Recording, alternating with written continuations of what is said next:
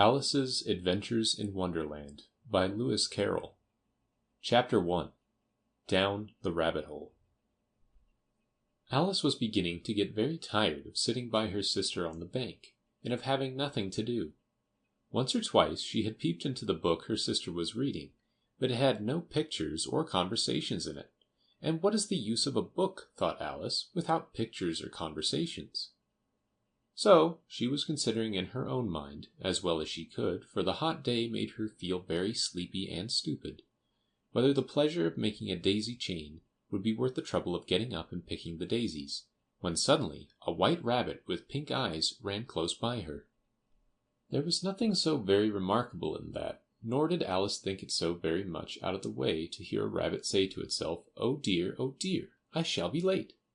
When she thought it over afterwards, it occurred to her that she ought to have wondered at this, but at the time it all seemed quite natural. But when the rabbit actually took a watch out of its waistcoat pocket and looked at it, and then hurried on, Alice started to her feet, for it flashed across her mind that she had never before seen a rabbit with either a waistcoat pocket or a watch to take out of it, and burning with curiosity, she ran across the field after it, and fortunately was just in time to see it pop down a large rabbit hole under the hedge. In another moment down went Alice after it, never once considering how in the world she was to get out again.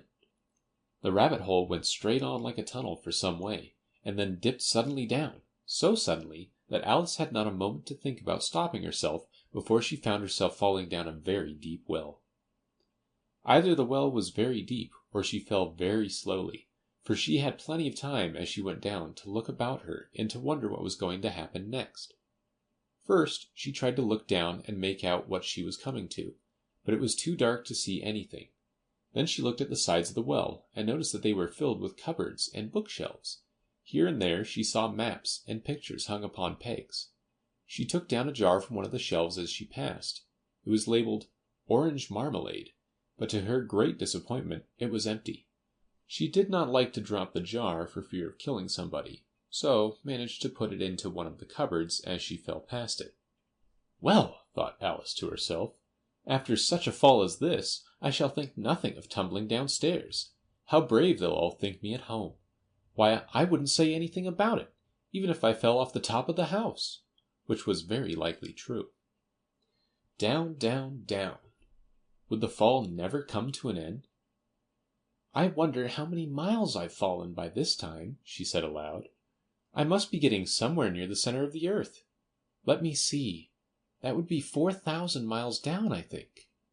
For you see, Alice had learnt several things of this sort in her lessons in the schoolroom, and though this was not a very good opportunity for showing off her knowledge, as there was no one to listen to her, still it was good practice to say it over. "Yes, that's about the right distance. But then I wonder what latitude or longitude I've got to." Alice had no idea what latitude was, or longitude either, but thought they were nice grand words to say. Presently she began again. "I wonder if I shall fall right through the earth. How funny it'll seem to come out among the people that walk with their heads downward. The antipathies, I think." She was rather glad there was no one listening, this time, as it didn't sound at all the right word. "But I shall have to ask them what the name of the country is, you know. Please, ma'am, is this New Zealand or Australia?" And she tried to curtsy as she spoke. Fancy curtsying as you're falling through the air. Do you think you could manage it? And what an ignorant little girl she'll think me for asking. No, it'll never do to ask.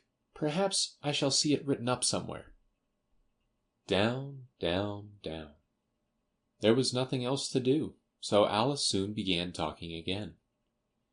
"Dinah'll miss me very much tonight, I should think." Dinah was the cat. "I hope they'll remember her saucer of milk at tea time. Dinah, my dear, I wish you were down here with me. There are no mice in the air, I'm afraid, but you might catch a bat, and that's very like a mouse, you know. But do cats eat bats, I wonder?" And here Alice began to get rather sleepy, and went on saying to herself in a dreamy sort of way, "Do cats eat bats? Do cats eat bats? And sometimes, do bats eat cats?" For you see, As she couldn't answer either question, it didn't much matter which way she put it. She felt that she was dozing off, and had just begun to dream that she was walking hand in hand with Dinah, and saying to her very earnestly, "Now, Dinah, tell me the truth. Did you ever eat a bat?" When suddenly, thump, thump, down she came upon a heap of sticks and dry leaves, and the fall was over. Alice was not a bit hurt, and she jumped up to her feet in a moment. She looked up, but it was all dark overhead. Before her was another long passage, and the white rabbit was still in sight, hurrying down it. There was not a moment to be lost. Away went Alice like the wind, and was just in time to hear it say as it turned a corner, "Oh, my ears and whiskers, how late it's getting!" She was close behind it when she turned the corner, but the rabbit was no longer to be seen. She found herself in a long, low hall, which was lit up by a row of lamps hanging from the roof. There were doors all round the hall, but they were all locked, and when Alice had been all the way down one side and up the other, trying every door, she walked sadly down the middle, wondering how she was ever to get out again. Suddenly she came upon a little three-legged table, all made of solid glass. There was nothing on it except a tiny golden key, and Alice's first thought was that it might belong to one of the doors of the hall. But alas! Either the locks were too large, or the key was too small. But at any rate, it would not open any of them. However, on the second time round, she came upon a low curtain she had not noticed before, and behind it was a little door about 15 inches high. She tried the little golden key in the lock, and to her great delight it fitted. Alice opened the door, and found that it led into a small passage, not much larger than a rat-hole. She knelt down and looked along the passage into the loveliest garden you ever saw. How she longed to get out of that dark hall, and wander about among those beds of bright flowers, and those cool fountains. But she could not even get her head through the doorway. And even if my head would go through, thought poor Alice, it would be of very little use without my shoulders. Oh, how I wish I could shut up like a telescope! I think I could, if I only knew how to begin. For you see, so many out-of-the-way things had happened lately, that Alice had begun to think that very few things, indeed, were really impossible. There seemed to be no use in waiting by the little door, so she went back to the table, half hoping she might find another key on it, or at any rate a book of rules for shutting people up like telescopes. This time she found a little bottle on it, which certainly was not here before, said Alice. And round the neck of the bottle was a paper label, with the words "Drink me" beautifully printed on it in large letters. It was all very well to say "Drink me," but the wise little Alice was not going to do that in a hurry. "No, I'll look first," she said, "and see whether it's marked poison or not." For she had read several nice little histories about children who had got burnt and eaten up by wild beasts and other unpleasant things, all because they would not remember the simple rules their friends had taught them, such as that a red-hot poker will burn you if you hold it too long, and that if you cut your finger very deeply with a knife, it usually bleeds. And she had never forgotten that if you drink much from a bottle marked poison, it is almost certain to disagree with you sooner or later. However, this bottle was not marked poison, so Alice ventured to taste it, and finding it very nice, it had in fact a sort of mixed flavor of cherry tart, custard, pineapple, roast turkey, toffee, and hot buttered toast. She very soon finished it off. "What a curious feeling," said Alice. "I must be shutting up like a telescope." And so it was indeed. She was now only 10 inches high, and her face brightened up at the thought that she was now the right size for going through the little door into that lovely garden. First, however, she waited for a few minutes to see if she was going to shrink any further. She felt a little nervous about this, for it might end, you know, said Alice to herself, in my going out altogether, like a candle. I wonder what I should be like then. And she tried to fancy what the flame of a candle is like after the candle is blown out, for she could not remember ever having seen such a thing. After a while, finding that nothing more happened, she decided on going into the garden at once. But alas for poor Alice! When she got to the door, she found she had forgotten the little golden key, and when she went back to the table for it, she found she could not possibly reach it. She could see it quite plainly through the glass, and she tried her best to climb up one of the legs of the table, but it was too slippery, and when she had tired herself out with trying, the poor little thing sat down and cried. "Come, there's no use crying like that," said Alice to herself rather sharply. "I advise you to leave off this minute." She generally gave herself very good advice, though she very seldom followed it, and sometimes she scolded herself so severely as to bring tears into her eyes, and once she remembered trying to box her own ears for having cheated herself in a game of croquet she was playing against herself, for this curious child was very fond of pretending to be two people. But it's no use now, thought poor Alice, to pretend to be two people. Why, there's hardly enough of me left to make one respectable person. Soon her eye fell on a little glass box that was lying under the table. She opened it and found in it a very small cake, on which the words "Eat me" were beautifully marked in currants. "Well, I'll eat it," said Alice, "and if it makes me grow larger, I can reach the key, and if it makes me grow smaller, I can creep under the door. So either way, I'll get into the garden, and I don't care which happens." She ate a little bit, and said anxiously to herself, "Which way, which way?" holding her hand on the top of her head to feel which way it was growing, and she was quite surprised to find that she remained the same size. To be sure, this generally happens when one eats cake, but Alice had got so much into the way of expecting nothing but out-of-the-way things to happen, that it seemed quite dull and stupid for life to go on in the common way. So she set to work, and very soon finished off the cake. The Pool of Tears. "Curiouser and curiouser," cried Alice. She was so much surprised that for the moment she quite forgot how to speak good English. "Now I'm opening out like the largest telescope that ever was. Good-bye, feet." For when she looked down at her feet, they seemed to be almost out of sight, they were getting so far off. "Oh, my poor little feet, I wonder who will put on your shoes and stockings for you now, dears? I'm sure I shan't be able. I shall be a great deal too far off to trouble myself about you. You must manage the best way you can." "But I must be kind to them," thought Alice, "or perhaps they won't walk the way I want to go. Let me see.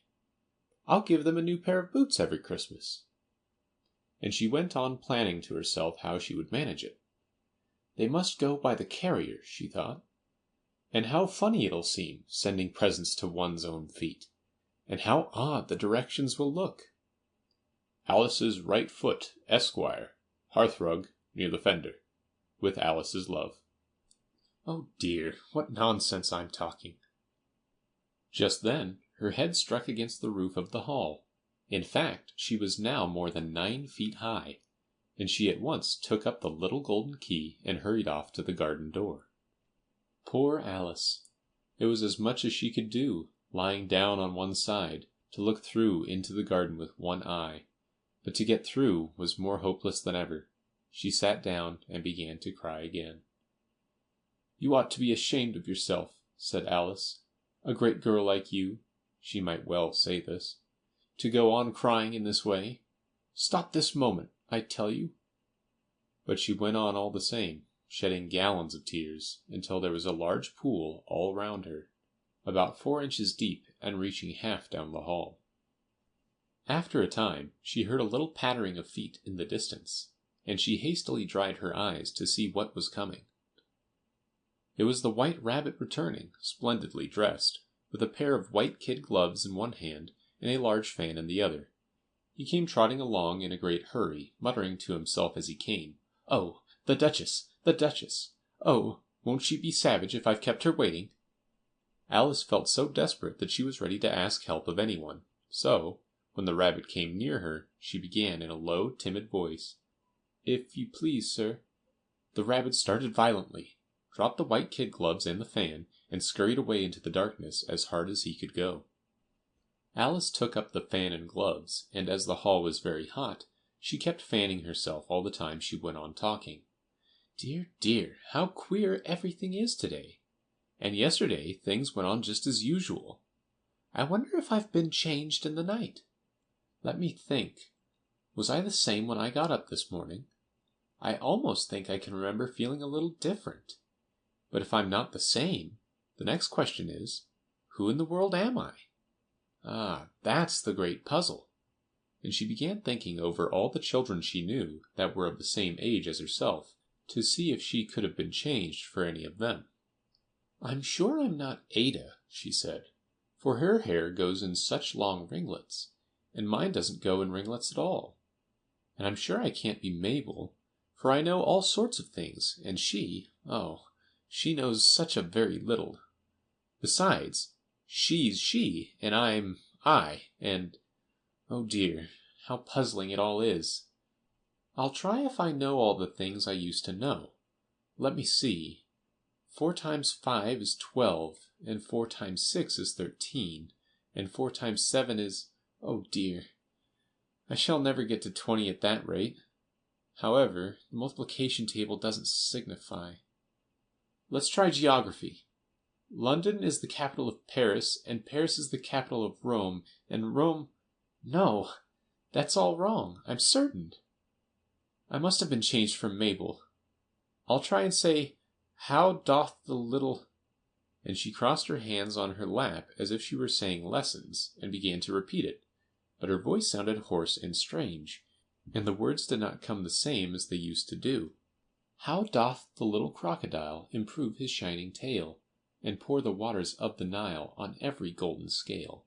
How cheerfully he seems to grin, how neatly spread his claws, and welcome little fishes in, with gently smiling jaws. I'm sure those are not the right words, said poor Alice, and her eyes filled with tears again as she went on. I must be Mabel after all, and I shall have to go and live in that poky little house, and have next to no toys to play with, and oh, ever so many lessons to learn. No, I've made up my mind about it. If I'm Mabel, I'll stay down here. It'll be no use their putting their heads down and saying, come up again, dear.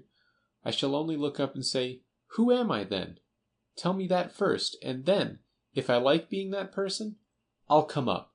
If not, I'll stay down here till I'm somebody else. But, oh dear, cried Alice with a sudden burst of tears, I do wish they would put their heads down.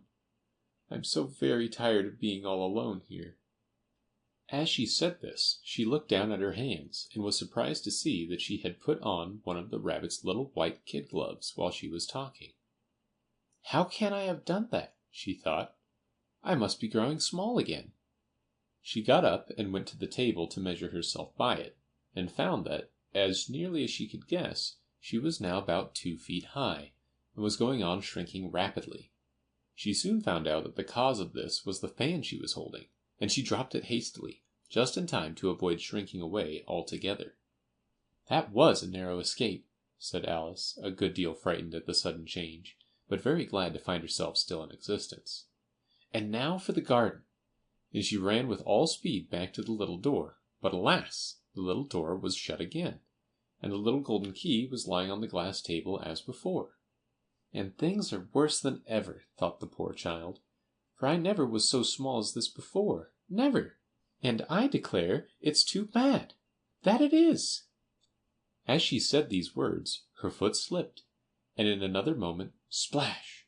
She was up to her chin in salt water. Her first idea was that she had somehow fallen into the sea. And in that case, I can go back by railway, she said to herself. Alice had been to the seaside once in her life, and had come to the general conclusion that wherever you go to on the English coast, you find a number of bathing machines in the sea, some children digging in the sand with wooden spades, then a row of lodging houses, and behind them a railway station. However, she soon made out that she was in the pool of tears which she had wept when she was 9 feet high. I wish I hadn't cried so much, said Alice, as she swam about, trying to find her way out. I shall be punished for it now, I suppose, by being drowned in my own tears. That will be a queer thing, to be sure. However, everything is queer today. Just then she heard something splashing about in the pool a little way off, and she swam nearer to make out what it was. At first she thought it must be a walrus or hippopotamus, but then she remembered how small she was now, and she soon made out that it was only a mouse that had slipped in like herself. Would it be of any use now, thought Alice, to speak to this mouse? Everything is so out of the way down here that I should think very likely it can talk. At any rate, there's no harm in trying." So she began. "Oh, Mouse, do you know the way out of this pool? I am very tired of swimming about here, oh, Mouse." Alice thought this must be the right way of speaking to a mouse. She had never done such a thing before, but she remembered having seen in her brother's Latin grammar, "A mouse, of a mouse, to a mouse, a mouse, o mouse." The mouse looked at her rather inquisitively, and seemed to her to wink with one of its little eyes, but it said nothing. "Perhaps it doesn't understand English," thought Alice. "I dare say it's a French mouse, come over with William the Conqueror." For with all her knowledge of history, Alice had no very clear notion how long ago anything had happened. So she began again, "Où est Machette?" which was the first sentence in her French lesson book. The mouse gave a sudden leap out of the water, and seemed to quiver all over with fright. "Oh, I beg your pardon," cried Alice hastily, afraid that she had hurt the poor animal's feelings. "I quite forgot you didn't like cats." "Not like cats!" cried the mouse, in a shrill, passionate voice. "Would you like cats if you were me?" "Well, perhaps not," said Alice in a soothing tone. "Don't be angry about it. And yet I wish I could show you our cat Dinah. I think you'd take a fancy to cats if you could only see her. She is such a dear, quiet thing." Alice went on, half to herself, as she swam lazily about in the pool. "And she sits purring so nicely by the fire, licking her paws and washing her face, and she is such a nice soft thing to nurse. And she's such a capital one for catching mice. Oh, I beg your pardon," cried Alice again, for this time the mouse was bristling all over, and she felt certain it must be really offended. "We won't talk about her any more if you'd rather not." "We indeed!" cried the mouse, who was trembling down to the end of his tail. "As if I would talk on such a subject! Our family always hated cats. Nasty, low, vulgar things. Don't let me hear the name again." "I won't indeed," said Alice, in a great hurry to change the subject of conversation. Are you fond of dogs?" The mouse did not answer, so Alice went on eagerly. "There is such a nice little dog near our house, I should like to show you. A little bright-eyed terrier, you know, with, oh, such long curly brown hair. And it'll fetch things when you throw them, and it'll sit up and beg for its dinner, and all sorts of things. I can't remember half of them. And it belongs to a farmer, you know, and he says it's so useful. It's worth £100. He says it kills all the rats and... Oh, dear!" cried Alice in a sorrowful tone. "I'm afraid I've offended it again." For the mouse was swimming away from her as hard as it could go, and making quite a commotion in the pool as it went. So she called softly after it, "Mouse dear, do come back again, and we won't talk about cats or dogs either, if you don't like them." When the mouse heard this, it turned round and swam slowly back to her. Its face was quite pale, with passion, Alice thought, and it said in a low, trembling voice, "Let us get to the shore, and then I'll tell you my history, and you'll understand why it is I hate cats and dogs." It was high time to go, for the pool was getting quite crowded with the birds and animals that had fallen into it. There were a duck and a dodo, a lory and an eaglet, and several other curious creatures. Alice led the way, and the whole party swam to the shore. Chapter 3. A Caucus Race in a Long Tail. They were indeed a queer-looking party that assembled on the bank.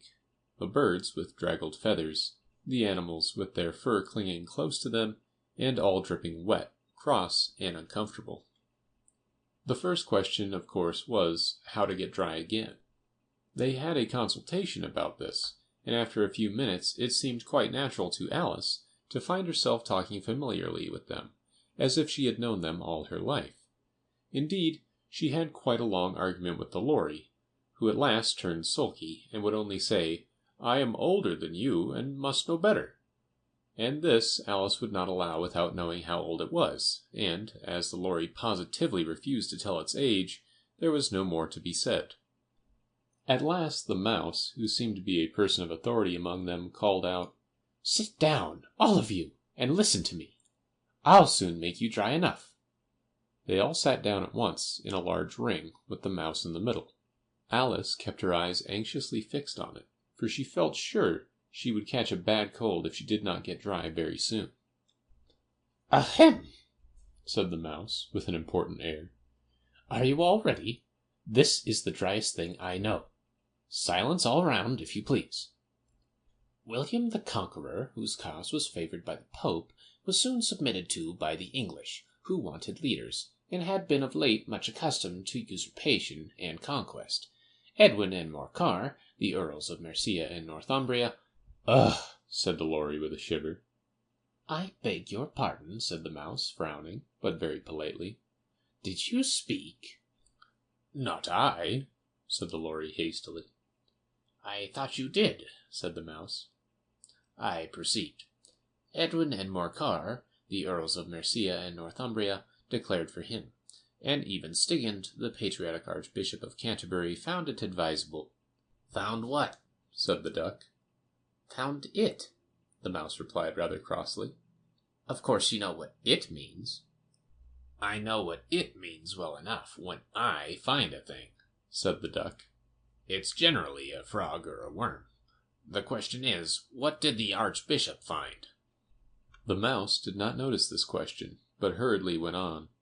"Found it advisable to go with Edgar Atheling to meet William and offer him the crown.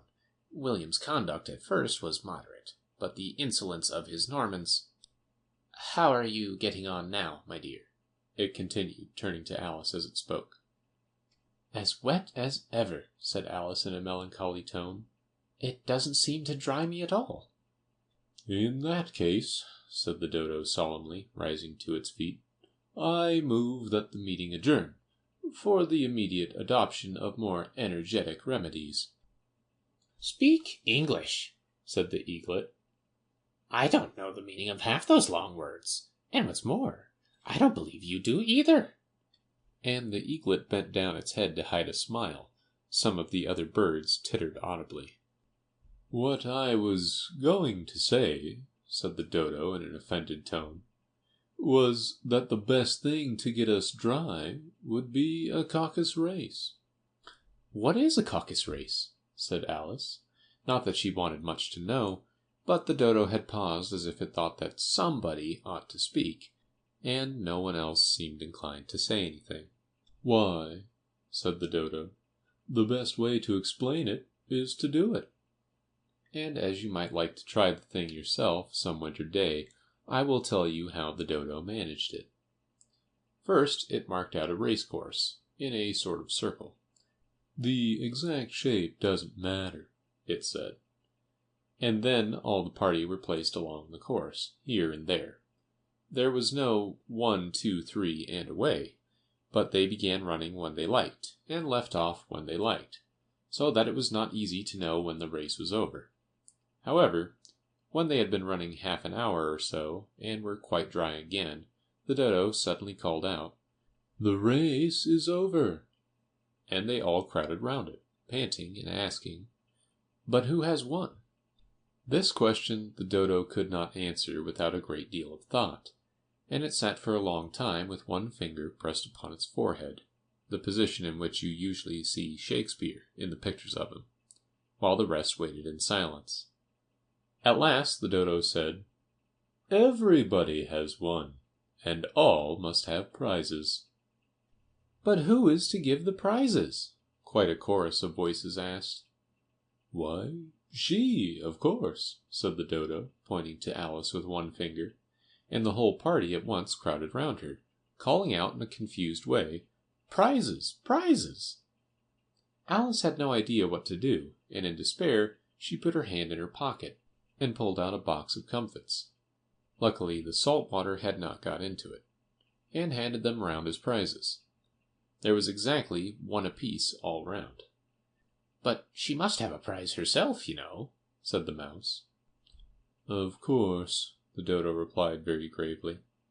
What else have you got in your pocket? He went on, turning to Alice. Only a thimble, said Alice sadly. Hand it over here, said the Dodo. Then they all crowded round her once more, while the Dodo solemnly presented the thimble, saying, We beg your acceptance of this elegant thimble. And when it had finished this short speech, they all cheered. Alice thought the whole thing very absurd, but they all looked so grave that she did not dare to laugh, and, as she could not think of anything to say, she simply bowed and took the thimble, looking as solemn as she could. The next thing was to eat the comfits. This caused some noise and confusion, as the large birds complained that they could not taste theirs, and the small ones choked and had to be patted on the back. However, it was over at last, and they sat down again in a ring, and begged the mouse to tell them something more. You promised to tell me your history, you know, said Alice, and why it is you hate C and D, she added in a whisper, half afraid that it would be offended again. Mine is a long and sad tale, said the mouse, turning to Alice and sighing. It is a long tale, certainly, said Alice, looking down with wonder at the mouse's tail. But why do you call it sad? And she kept on puzzling about it while the mouse was speaking, so that her idea of the tale was something like this. Fury said to a mouse that he met in the house, Let us both go to law. I will prosecute you. Come, I'll take no denial. We must have a trial, for really this morning I've nothing to do. Said the mouse to the cur, Such trial, dear sir, with no jury or judge, would be wasting our breath. I'll be judge, I'll be jury, said cunning old Fury. I'll try the whole cause, and condemn you to death. You are not attending, said the mouse to Alice severely. What are you thinking of? I beg your pardon, said Alice very humbly. You had got to the fifth bend, I think? I had not, cried the mouse, sharply and very angrily. Not, said Alice, always ready to make herself useful and looking anxiously about her. Oh, do let me help to undo it. I shall do nothing of the sort, said the mouse, getting up and walking away. You insult me by talking such nonsense. I didn't mean it, pleaded poor Alice. But you're so easily offended, you know. The mouse only growled in reply. Please come back and finish your story, Alice called after it, and the others all joined in chorus. Yes, please do. But the mouse only shook its head impatiently, and walked a little quicker. What a pity it wouldn't stay, sighed the Lory, as soon as it was quite out of sight, and an old crab took the opportunity of saying to her daughter, Ah, my dear, let this be a lesson to you never to lose your temper. Hold your tongue, Ma, said the young crab, a little snappishly. You're enough to try the patience of an oyster. I wish I had our Dinah here. I know I do, said Alice aloud, addressing nobody in particular. She'd soon fetch it back. And who is Dinah, if I might venture to ask the question? Said the Lory. Alice replied eagerly, for she was always ready to talk about her pet. Dinah's our cat, and she's such a capital one for catching mice you can't think. And, oh, I wish you could see her after the birds. Why, she'll eat a little bird as soon as look at it. This speech caused a remarkable sensation among the party. Some of the birds hurried off at once. One old magpie began wrapping itself up very carefully, remarking, I really must be getting home. The night air doesn't suit my throat. And a canary called out in a trembling voice to its children, Come away, my dears. It's high time you were all in bed. On various pretexts, they all moved off, and Alice was soon left alone. I wish I hadn't mentioned Dinah, she said to herself in a melancholy tone. Nobody seems to like her down here, and I'm sure she's the best cat in the world. Oh, my dear Dinah, I wonder if I shall ever see you any more. And here poor Alice began to cry again, for she felt very lonely and low-spirited. In a little while, however, she again heard a little pattering of footsteps in the distance, and she looked up eagerly, half hoping that the mouse had changed his mind and was coming back to finish his story. The Rabbit Sends in a Little Bill. It was the White Rabbit trotting slowly back again, and looking anxiously about as it went, as if it had lost something. And she heard it muttering to itself, "The Duchess, the Duchess! Oh, my dear paws! Oh, my fur and whiskers! She'll get me executed, as sure as ferrets are ferrets. Where can I have dropped them, I wonder?" Alice guessed in a moment that it was looking for the fan and the pair of white kid gloves, and she very good-naturedly began hunting about for them, but they were nowhere to be seen. Everything seemed to have changed since her swim in the pool, and the great hall, with the glass table and the little door, had vanished completely. Very soon the rabbit noticed Alice as she was hunting about, and called out to her in an angry tone, "Why, Mary Ann, what are you doing here? Run home this moment, and fetch me a pair of gloves and a fan. Quick now!" And Alice was so much frightened that she ran off at once in the direction it pointed to, without trying to explain the mistake it had made. "He took me for his housemaid," she said to herself as she ran. "How surprised he'll be when he finds out who I am. But I'd better take him his fan and gloves. That is, if I can find them." As she said this, she came upon a neat little house, on the door of which was a bright brass plate with the name W. Rabbit engraved upon it. She went in without knocking and hurried upstairs, in great fear lest she should meet the real Mary Ann, and be turned out of the house before she had found the fan and gloves. "How queer it seems," Alice said to herself, "to be going messages for a rabbit. I suppose Dinah will be sending me on messages next." And she began fancying the sort of thing that would happen. "Miss Alice, come here directly, and get ready for your walk." "Coming in a minute, nurse. But I've got to see that the mouse doesn't get out." "Only I don't think," Alice went on, "that they'd let Dinah stop in the house if it began ordering people about like that." By this time she had found her way into a tidy little room, with a table in the window, and on it, as she had hoped, a fan and 2 or 3 pairs of tiny white kid gloves. She took up the fan and a pair of the gloves, and was just going to leave the room, when her eye fell upon a little bottle that stood near the looking-glass. There was no label this time with the words "Drink me," but nevertheless she uncorked it and put it to her lips. "I know something interesting is sure to happen," she said to herself, "whenever I eat or drink anything. So I'll just see what this bottle does. I do hope it'll make me grow large again, for really I'm quite tired of being such a tiny little thing." It did so indeed, and much sooner than she had expected. Before she had drunk half the bottle, she found her head pressing against the ceiling, and had to stoop to save her neck from being broken. She hastily put down the bottle, saying to herself, "That's quite enough. I hope I shan't grow any more. As it is, I can't get out at the door. I do wish I hadn't drunk quite so much." Alas, it was too late to wish that. She went on growing, and very soon had to kneel down on the floor. In another minute there was not even room for this, and she tried the effect of lying down with one elbow against the door, and the other arm curled round her head. Still she went on growing, and, as a last resource, she put one arm out of the window, and one foot up the chimney, and said to herself, "Now I can do no more, whatever happens. What will become of me?" Luckily for Alice, the little magic bottle had now had its full effect, and she grew no larger. Still, it was very uncomfortable, and, as there seemed to be no sort of chance of her ever getting out of the room again, no wonder she felt unhappy. "It was much pleasanter at home," thought poor Alice, "when one wasn't always growing larger and smaller, and being ordered about by mice and rabbits.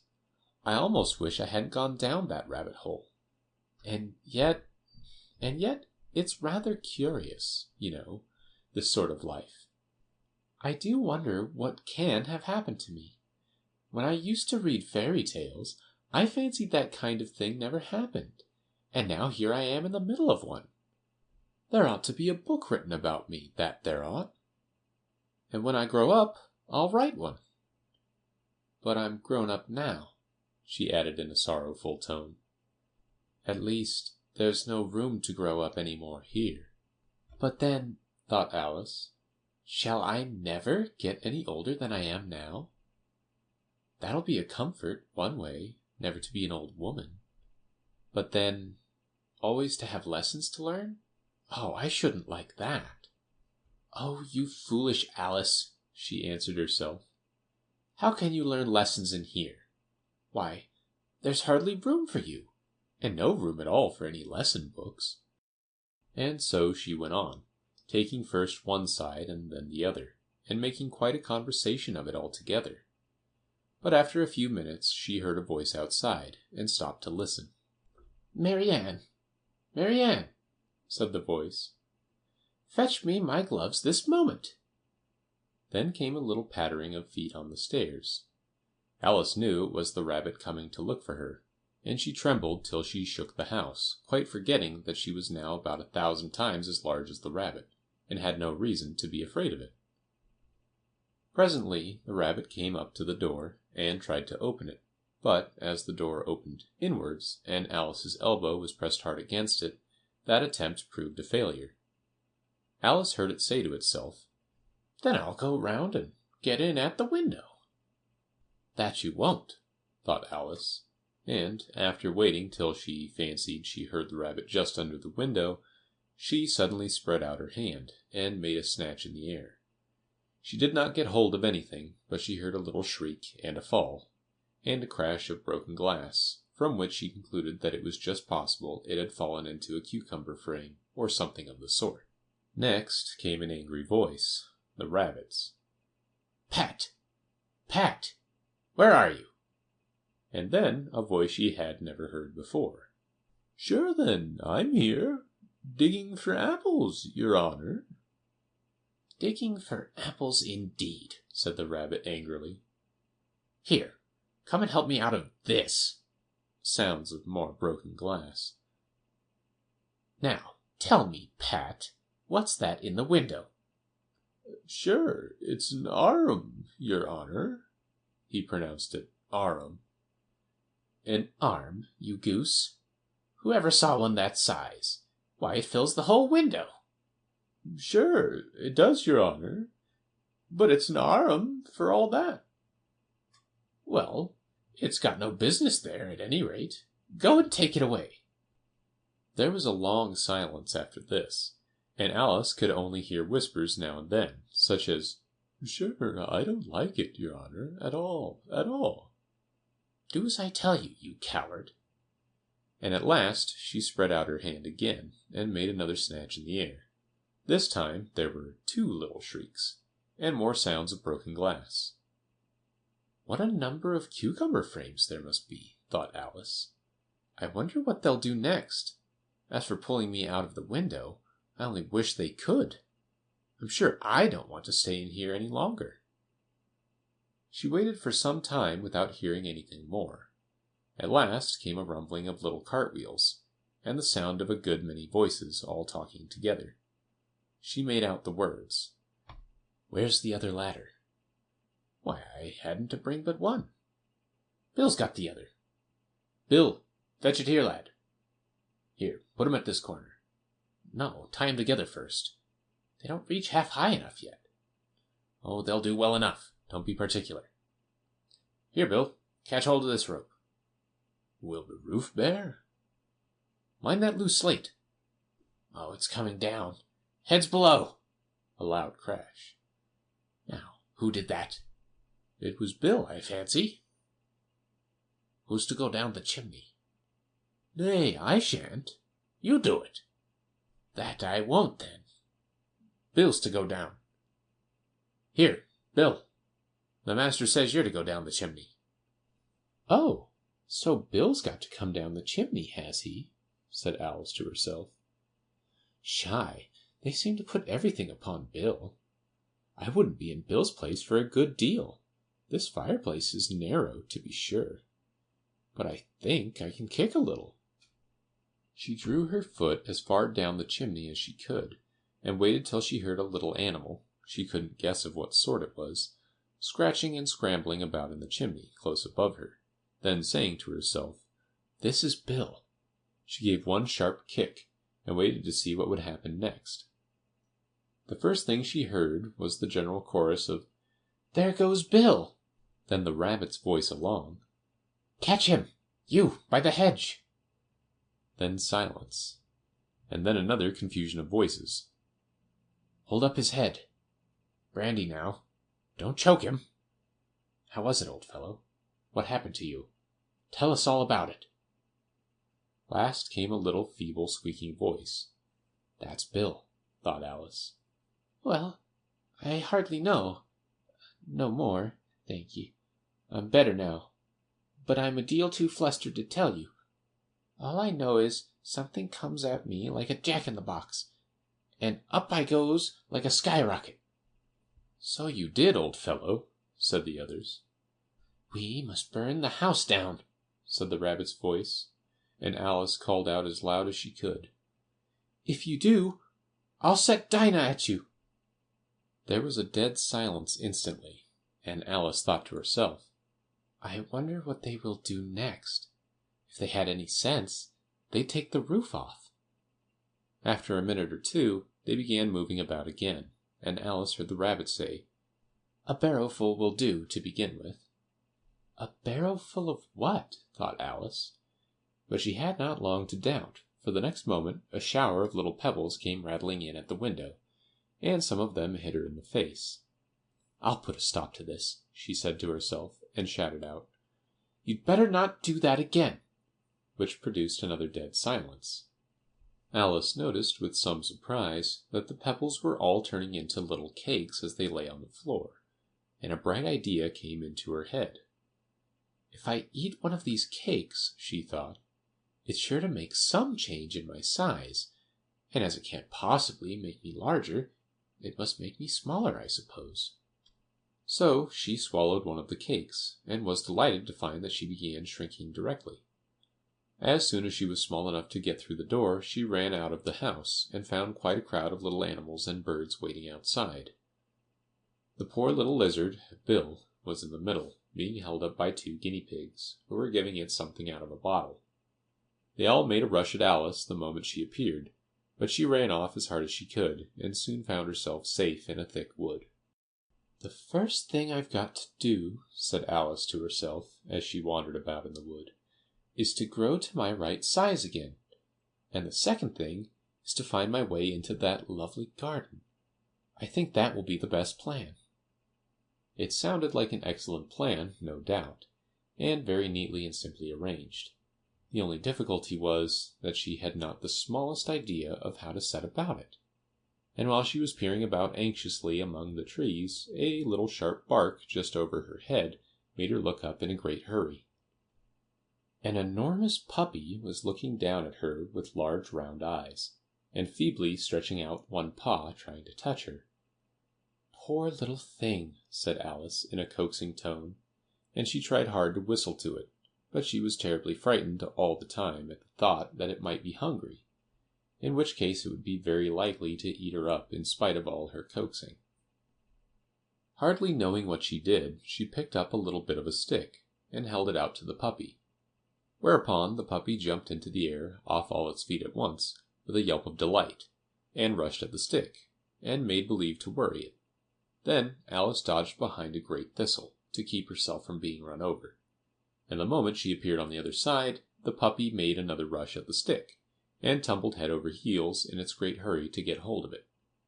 Then Alice, thinking it was very like having a game of play with a cart horse, and expecting every moment to be trampled under its feet, ran round the thistle again. Then the puppy began a series of short charges at the stick, running a very little way forwards each time, and a long way back, and barking hoarsely all the while, till at last it sat down a good way off, panting, with its tongue hanging out of its mouth, and its great eyes half shut.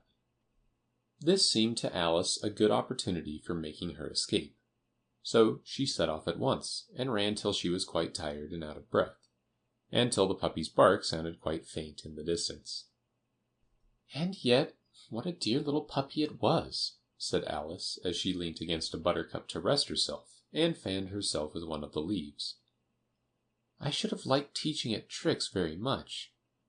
If I'd only been the right size to do it. Oh dear, I'd nearly forgotten that I've got to grow up again. Let me see. How is it to be managed? I suppose I ought to eat or drink something or other. But the great question is, what? The great question certainly was, what? Alice looked all round her at the flowers and the blades of grass, but she did not see anything that looked like the right thing to eat or drink under the circumstances. There was a large mushroom growing near her, about the same height as herself, and when she had looked under it, and on both sides of it and behind it, it occurred to her that she might as well look and see what was on the top of it. She stretched herself up on tiptoe and peeped over the edge of the mushroom, and her eyes immediately met those of a large caterpillar that was sitting on the top with its arms folded, quietly smoking a long hookah, and taking not the smallest notice of her or of anything else. Advice from a Caterpillar. The caterpillar and Alice looked at each other for some time in silence. At last the caterpillar took the hookah out of its mouth and addressed her in a languid, sleepy voice. "Who are you?" said the caterpillar. This was not an encouraging opening for a conversation. Alice replied, rather shyly, I hardly know, sir, just at present. At least I know who I was when I got up this morning, but I think I must have been changed several times since then." "What do you mean by that?" said the caterpillar sternly. "Explain yourself." "I can't explain myself, I'm afraid, sir," said Alice, "because I'm not myself, you see." "I don't see," said the caterpillar. "I'm afraid I can't put it more clearly," Alice replied very politely, "for I can't understand it myself to begin with, and being so many different sizes in a day is very confusing." "It isn't," said the caterpillar. "Well, perhaps you haven't found it so yet," said Alice. "But when you have to turn into a chrysalis, you will some day, you know, and then after that into a butterfly, I should think you'll feel it a little queer, won't you?" "Not a bit," said the caterpillar. "Well, perhaps your feelings may be different," said Alice. "All I know is, it would feel very queer to me." "You?" said the caterpillar contemptuously. "Who are you?" Which brought them back again to the beginning of the conversation. Alice felt a little irritated at the caterpillar's making such very short remarks, and she drew herself up and said very gravely, "I think you ought to tell me who you are first." "Why?" said the caterpillar.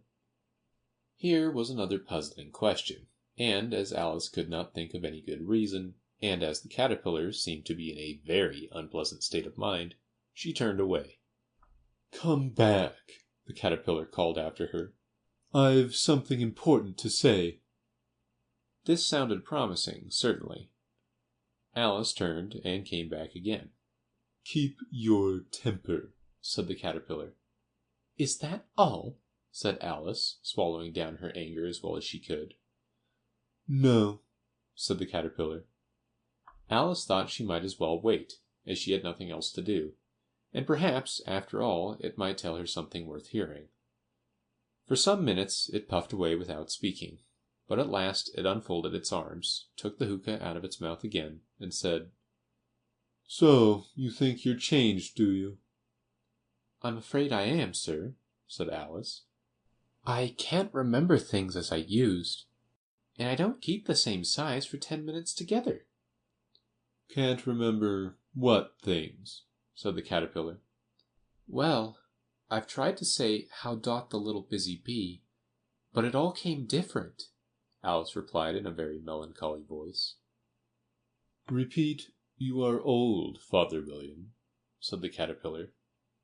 Alice folded her hands and began. "You are old, Father William," the young man said, "and your hair has become very white. And yet you incessantly stand on your head. Do you think, at your age, it is right?" "In my youth," Father William replied to his son, "I feared it might injure the brain. But now that I'm perfectly sure I have none, why, I do it again and again." "You are old," said the youth, "as I mentioned before, and have grown most uncommonly fat. Yet you turned a back somersault in at the door. Pray, what is the reason of that?" "In my youth," said the sage, as he shook his grey locks, "I kept all my limbs very supple. By the use of this ointment, 1 shilling the box, allow me to sell you a couple." "You are old," said the youth, "and your jaws are too weak for anything tougher than suet. Yet you finished the goose with the bones and the beak. Pray, how did you manage to do it?" "In my youth," said his father, "I took to the law, and argued each case with my wife, and the muscular strength which it gave to my jaw has lasted the rest of my life." "You are old," said the youth. "One would hardly suppose that your eye was as steady as ever. Yet you balanced an eel on the end of your nose. What made you so awfully clever?" "I have answered 3 questions, and that is enough," said his father. "Don't give yourself airs. Do you think I can listen all day to such stuff? Be off, or I'll kick you downstairs." "That is not said right," said the caterpillar. "Not quite right, I'm afraid," said Alice timidly. "Some of the words have got altered." "It is wrong from beginning to end," said the caterpillar decidedly, and there was silence for some minutes. The caterpillar was the first to speak. "What size do you want to be?" it asked. "Oh, I'm not particular as to size," Alice hastily replied. "Only one doesn't like changing so often, you know." "I don't know," said the caterpillar.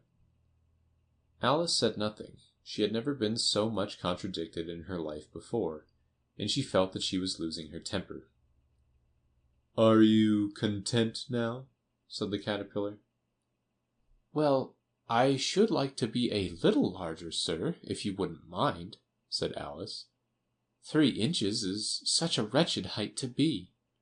"It is a very good height indeed," said the caterpillar angrily, rearing itself upright as it spoke. It was exactly 3 inches high. "But I'm not used to it," pleaded poor Alice in a piteous tone, and she thought of herself, "I wish the creatures wouldn't be so easily offended."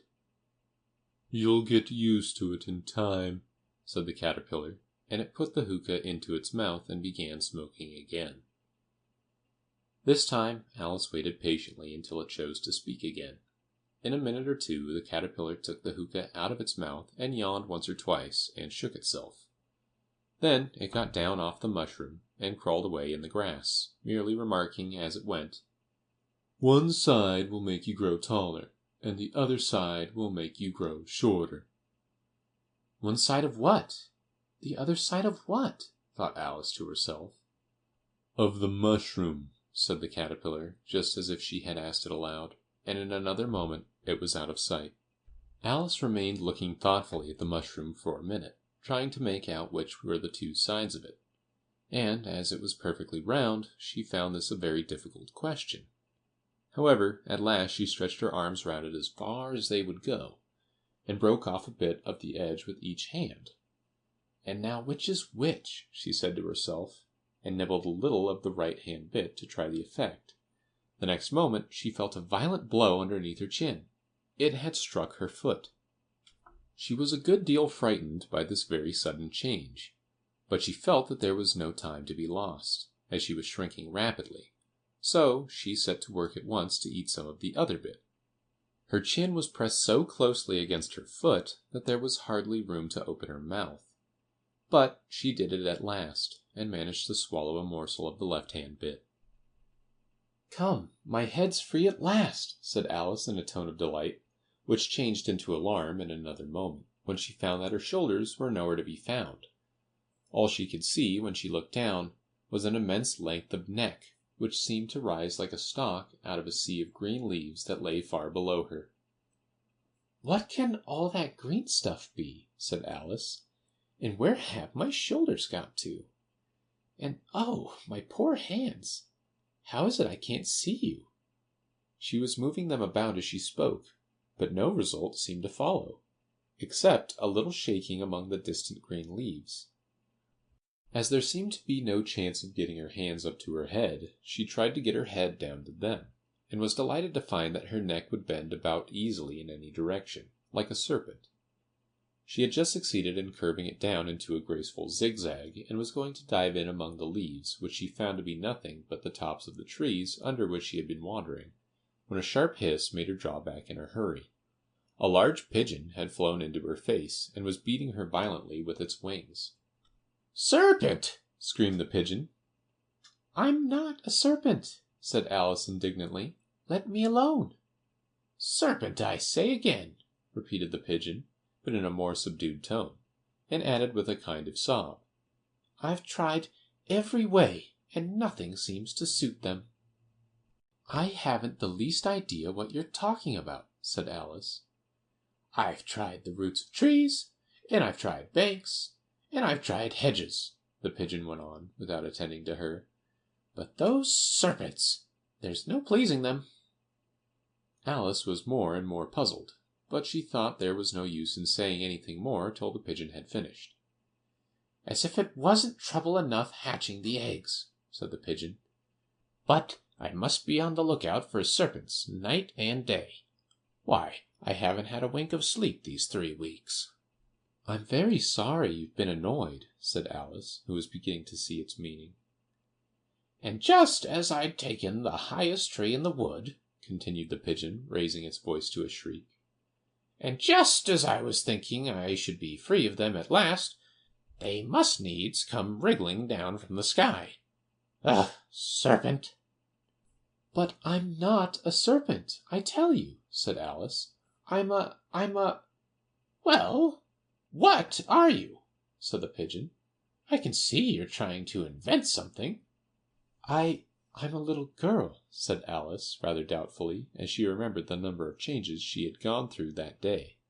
"A likely story indeed," said the pigeon in a tone of the deepest contempt. "I've seen a good many little girls in my time, but never one with such a neck as that. No, no. You're a serpent, and there's no use denying it. I suppose you'll be telling me next that you never tasted an egg." "I have tasted eggs, certainly," said Alice, who was a very truthful child. "But little girls eat eggs quite as much as serpents do, you know." "I don't believe it," said the pigeon. "But if they do, why then they're a kind of serpent. That's all I can say." This was such a new idea to Alice that she was quite silent for a minute or two, which gave the pigeon the opportunity of adding, "You're looking for eggs. I know that well enough. And what does it matter to me whether you're a little girl or a serpent?"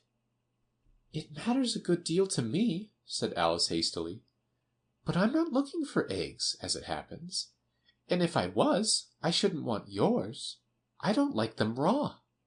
"Well, be off then," said the pigeon in a sulky tone, as it settled down again into its nest. Alice crouched down among the trees as well as she could, for her neck kept getting entangled among the branches, and every now and then she had to stop and untwist it. After a while she remembered that she still held the pieces of mushroom in her hands, and she set to work very carefully, nibbling first at one and then the other, and growing sometimes taller and sometimes shorter, until she had succeeded in bringing herself down to her usual height.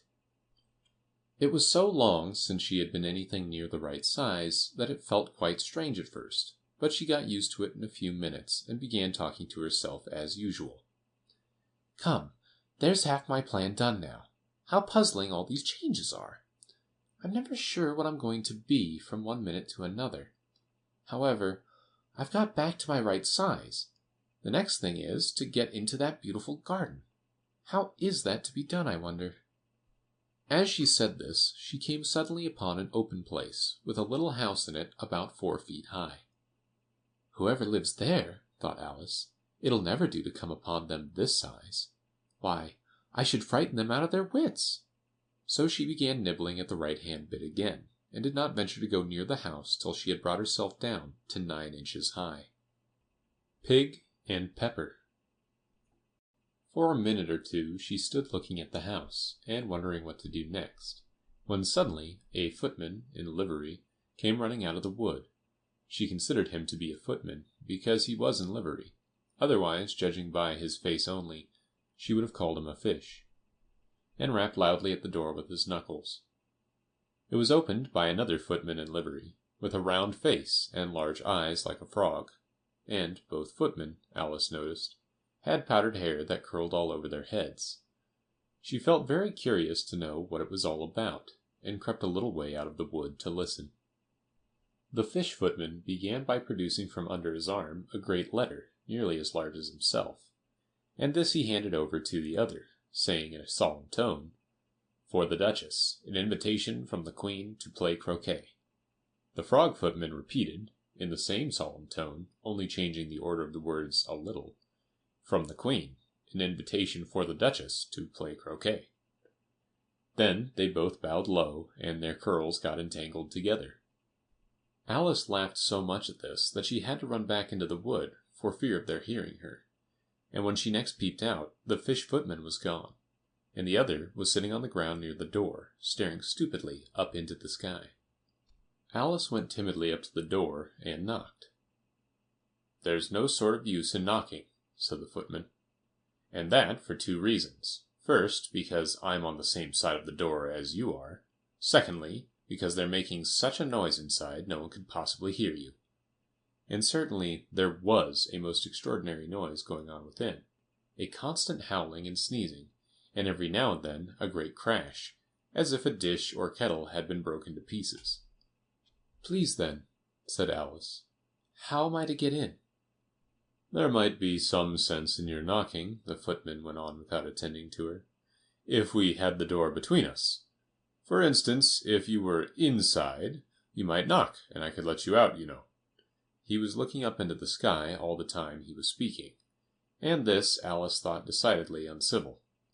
"But perhaps he can't help it," she said to herself. "His eyes are so very nearly at the top of his head. But at any rate, he might answer questions. How am I to get in?" she repeated aloud. "I shall sit here," the footman remarked, "till tomorrow." At this moment the door of the house opened, and a large plate came skimming out, straight at the footman's head. It just grazed his nose, and broke to pieces against one of the trees behind him. "Or next day, maybe," the footman continued in the same tone, exactly as if nothing had happened. "How am I to get in?" asked Alice again in a louder tone. "Are you to get in at all?" said the footman. "That's the first question, you know." It was, no doubt, only Alice did not like to be told so. "It's really dreadful," she muttered to herself, "the way all the creatures argue. It's enough to drive one crazy." The footman seemed to think this a good opportunity for repeating his remark, with variations. "I shall sit here," he said, "on and off, for days and days." "But what am I to do?" said Alice.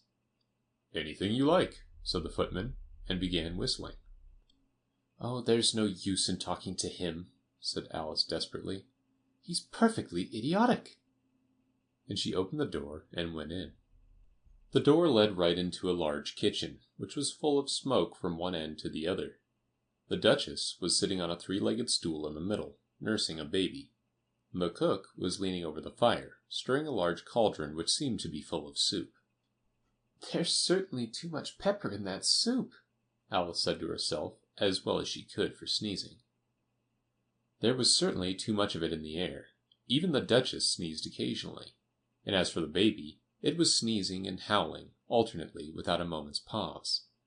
The only things in the kitchen that did not sneeze were the cook and a large cat which was sitting on the hearth and grinning from ear to ear. "Please, would you tell me," said Alice, a little timidly, for she was not quite sure whether it was good manners for her to speak first, "why your cat grins like that?" "It's a Cheshire cat," said the Duchess, "and that's why." "Pig!" She said the last word with such sudden violence that Alice quite jumped. But she saw in another moment that it was addressed to the baby and not to her, so she took courage and went on again. I didn't know that Cheshire cats always grinned. In fact, I didn't know that cats could grin." "They all can," said the Duchess, "and most of 'em do." "I don't know of any that do," said Alice very politely, feeling quite pleased to have gotten into a conversation. "You don't know much," said the Duchess, "and that's a fact." Alice did not at all like the tone of this remark, and thought it would be as well to introduce some other subject of conversation. While she was trying to fix on one, the cook took the cauldron of soup off the fire, and at once set to work throwing everything within her reach at the Duchess and the baby. The fire irons came first, then followed a shower of saucepans, plates, and dishes. The Duchess took no notice of them, even when they hit her, and the baby was howling so much already that it was quite impossible to say whether the blows hurt it or not.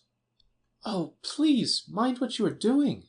cried Alice, jumping up and down in an agony of terror. "Oh, there goes his precious nose!" as an unusually large saucepan flew close by it, and very nearly carried it off. "If everybody minded their own business," the Duchess said in a hoarse growl, "the world would go round a deal faster than it does."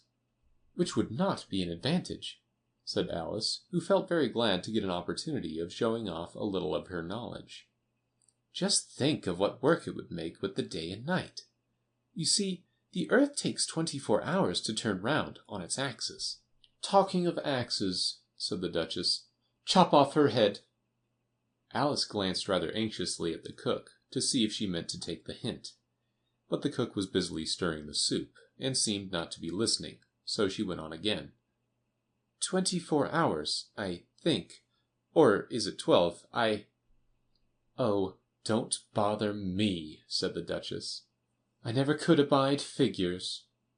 And with that she began nursing her child again, singing a sort of lullaby to it as she did so, and giving it a violent shake at the end of every line.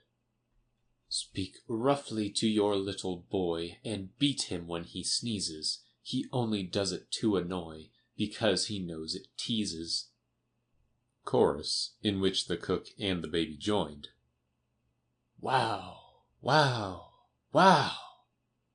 While the Duchess sang the second verse of the song, she kept tossing the baby violently up and down, and the poor little thing howled so, that Alice could hardly hear the words.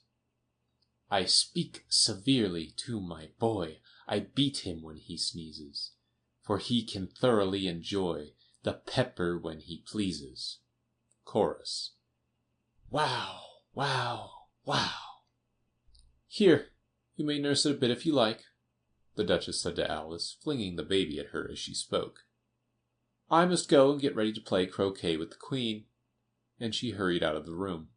The cook threw a frying pan after her as she went out, but it just missed her. Alice caught the baby with some difficulty, as it was a queer-shaped little creature, and held out its arms and legs in all directions, just like a starfish, thought Alice. The poor little thing was snorting like a steam engine when she caught it, and kept doubling itself up and straightening itself out again, so that altogether, for the first minute or two, it was as much as she could do to hold it. As soon as she had made out the proper way of nursing it, which was to twist it up into a sort of knot, and then keep tight hold of its right ear and left foot, so as to prevent it undoing itself, she carried it out into the open air. "If I don't take this child away with me," thought Alice, "they're sure to kill it in a day or two. Wouldn't it be murder to leave it behind?" She said the last words out loud, and the little thing grunted in reply. It had left off sneezing by this time. "Don't grunt," said Alice. "That's not at all a proper way of expressing yourself."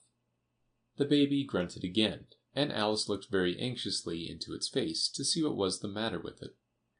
There could be no doubt that it had a very turn-up nose, much more like a snout than a real nose. Also, its eyes were getting extremely small for a baby. Altogether, Alice did not like the look of the thing at all. But perhaps it was only sobbing, she thought, and looked into its eyes again to see if there were any tears. No, there were no tears. "If you're going to turn into a pig, my dear," said Alice seriously, "I'll have nothing more to do with you. Mind now." The poor little thing sobbed again, or grunted. It was impossible to say which. And they went on for some while in silence. Alice was just beginning to think to herself, "Now, what am I to do with this creature when I get it home?" when it grunted again, so violently that she looked down into its face in some alarm. This time there could be no mistake about it. It was neither more nor less than a pig, and she felt that it would be quite absurd for her to carry it further. So she set the little creature down, and felt quite relieved to see it trot away quietly into the wood. "If it had grown up," she said to herself, "it would have made a dreadfully ugly child. But it makes a rather handsome pig, I think." And she began thinking over other children she knew, who might do very well as pigs, and was just saying to herself, "If one only knew the right way to change them," when she was a little startled by seeing the Cheshire Cat sitting on a bough of a tree a few yards off. The cat only grinned when it saw Alice. It looked good-natured, she thought. Still, it had very long claws and a great many teeth, so she felt that it ought to be treated with respect. "Cheshire Puss," she began rather timidly, as she did not at all know whether it would like the name. However, it only grinned a little wider. "Come, it's pleased so far," thought Alice, and she went on. "Would you tell me, please, which way I ought to go from here?" "That depends a good deal on where you want to get to," said the cat. "I don't much care where," said Alice. "Then it doesn't matter which way you go," said the cat. "So long as I get somewhere," Alice added as an explanation. "Oh, you're sure to do that," said the cat, "if you only walk long enough."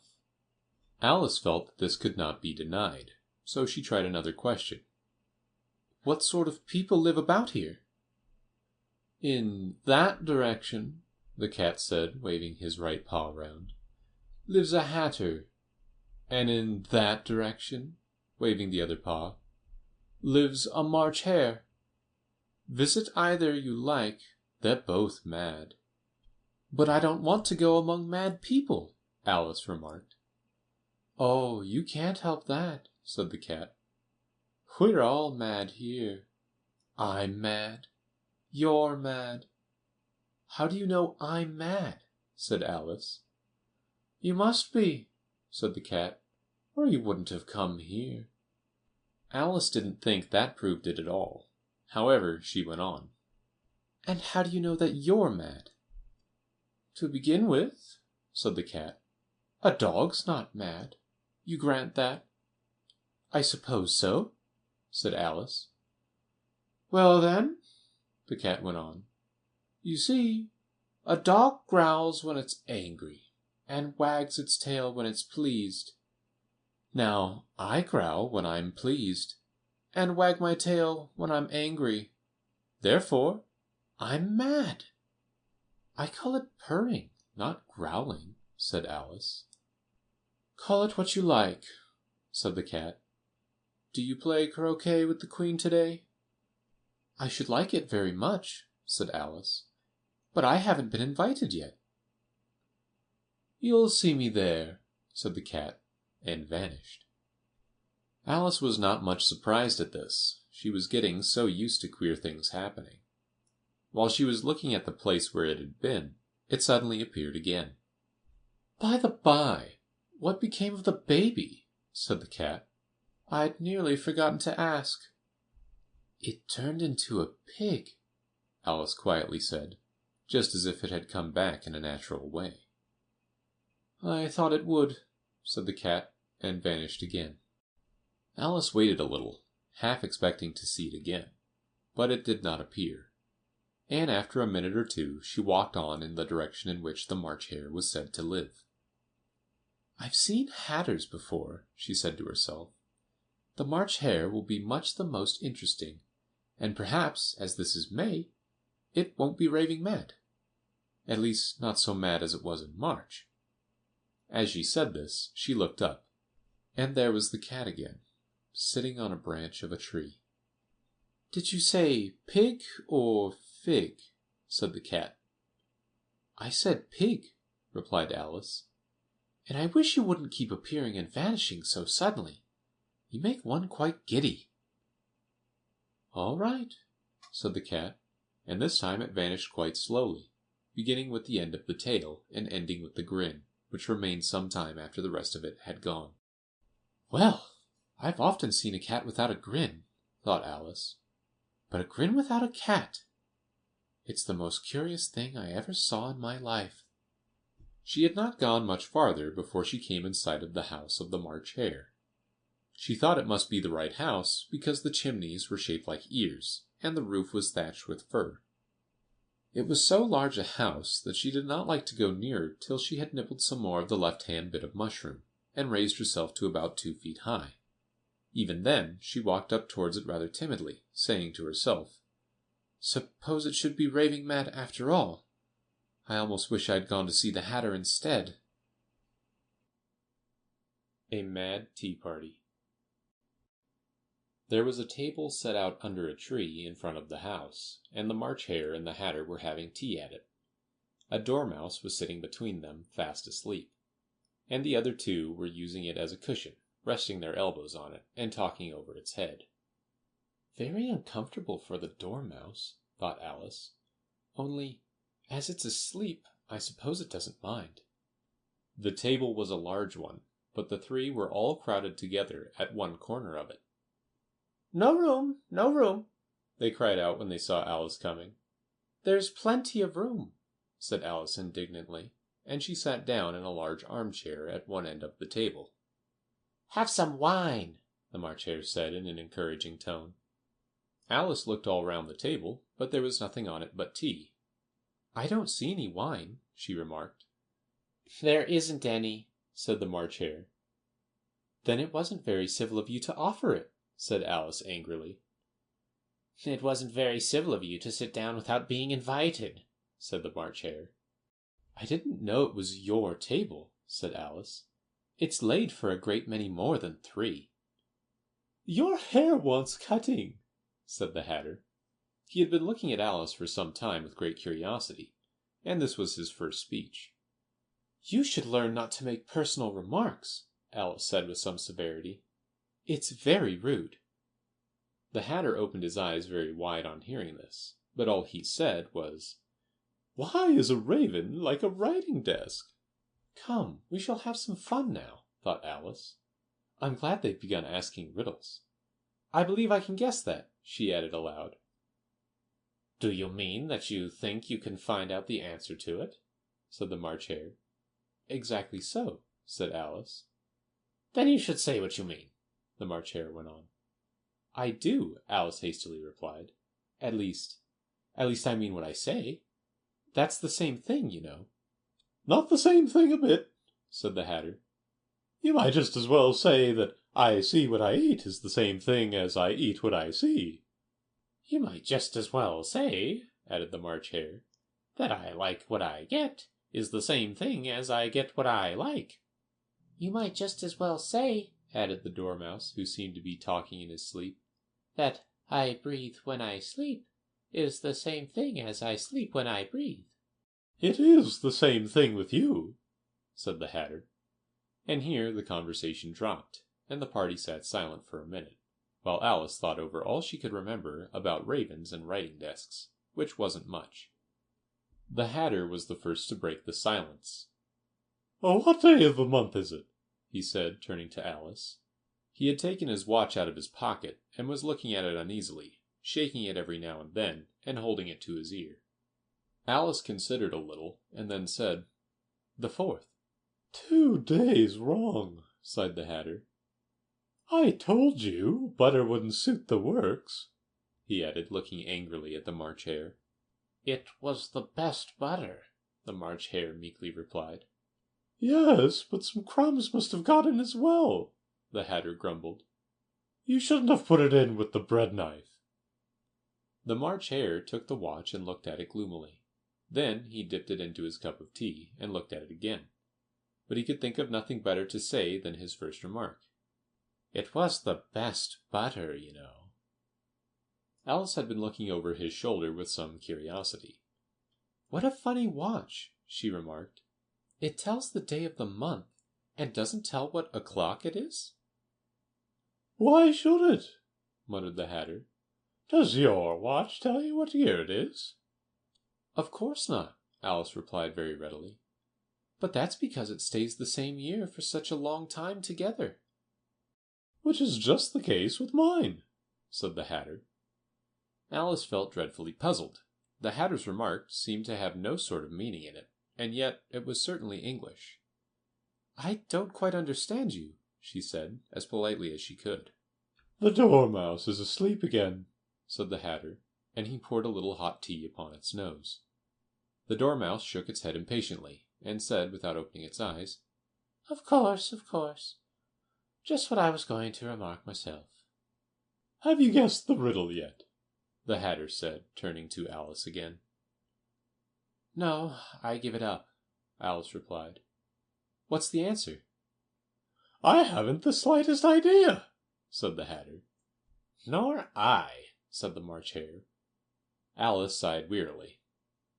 I think you might do something better with the time, she said, than waste it in asking riddles that have no answers.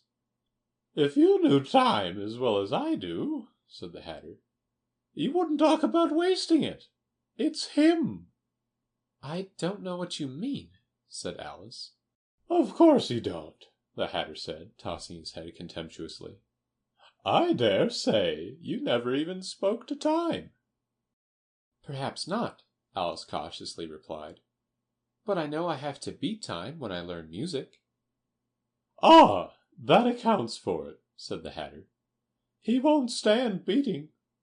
Now, if you only kept on good terms with him, he'd do almost anything you liked with the clock. For instance, suppose it were 9 o'clock in the morning, just time to begin lessons. You'd only have to whisper a hint at time, and round goes the clock in a twinkling. 1:30, time for dinner. I only wish it was, the March Hare said to itself in a whisper. That would be grand, certainly, said Alice thoughtfully. But then, I shouldn't be hungry for it, you know. Not at first, perhaps, said the Hatter. But you could keep it to 1:30 as long as you liked. Is that the way you manage? Alice asked. The Hatter shook his head mournfully. Not I, he replied. We quarrelled last March, just before he went mad, you know, pointing with his teaspoon at the March Hare. It was at the great concert given by the Queen of Hearts, and I had to sing. Twinkle, twinkle, little bat, how I wonder what you're at. You know the song, perhaps? I've heard something like it, said Alice. It goes on, you know, the Hatter continued, in this way. Up above the world you fly, like a tea-tray in the sky. Twinkle, twinkle. Here the Dormouse shook itself and began singing in its sleep. Twinkle, twinkle, twinkle, twinkle, and went on so long that they had to pinch it to make it stop. Well, I'd hardly finished the first verse, said the Hatter, when the Queen jumped up and bawled out, He's murdering the time! Off with his head! How dreadfully savage! Exclaimed Alice. And ever since that, the Hatter went on in a mournful tone, he won't do a thing I ask. It's always 6 o'clock now. A bright idea came into Alice's head. Is that the reason so many tea things are put out here? She asked.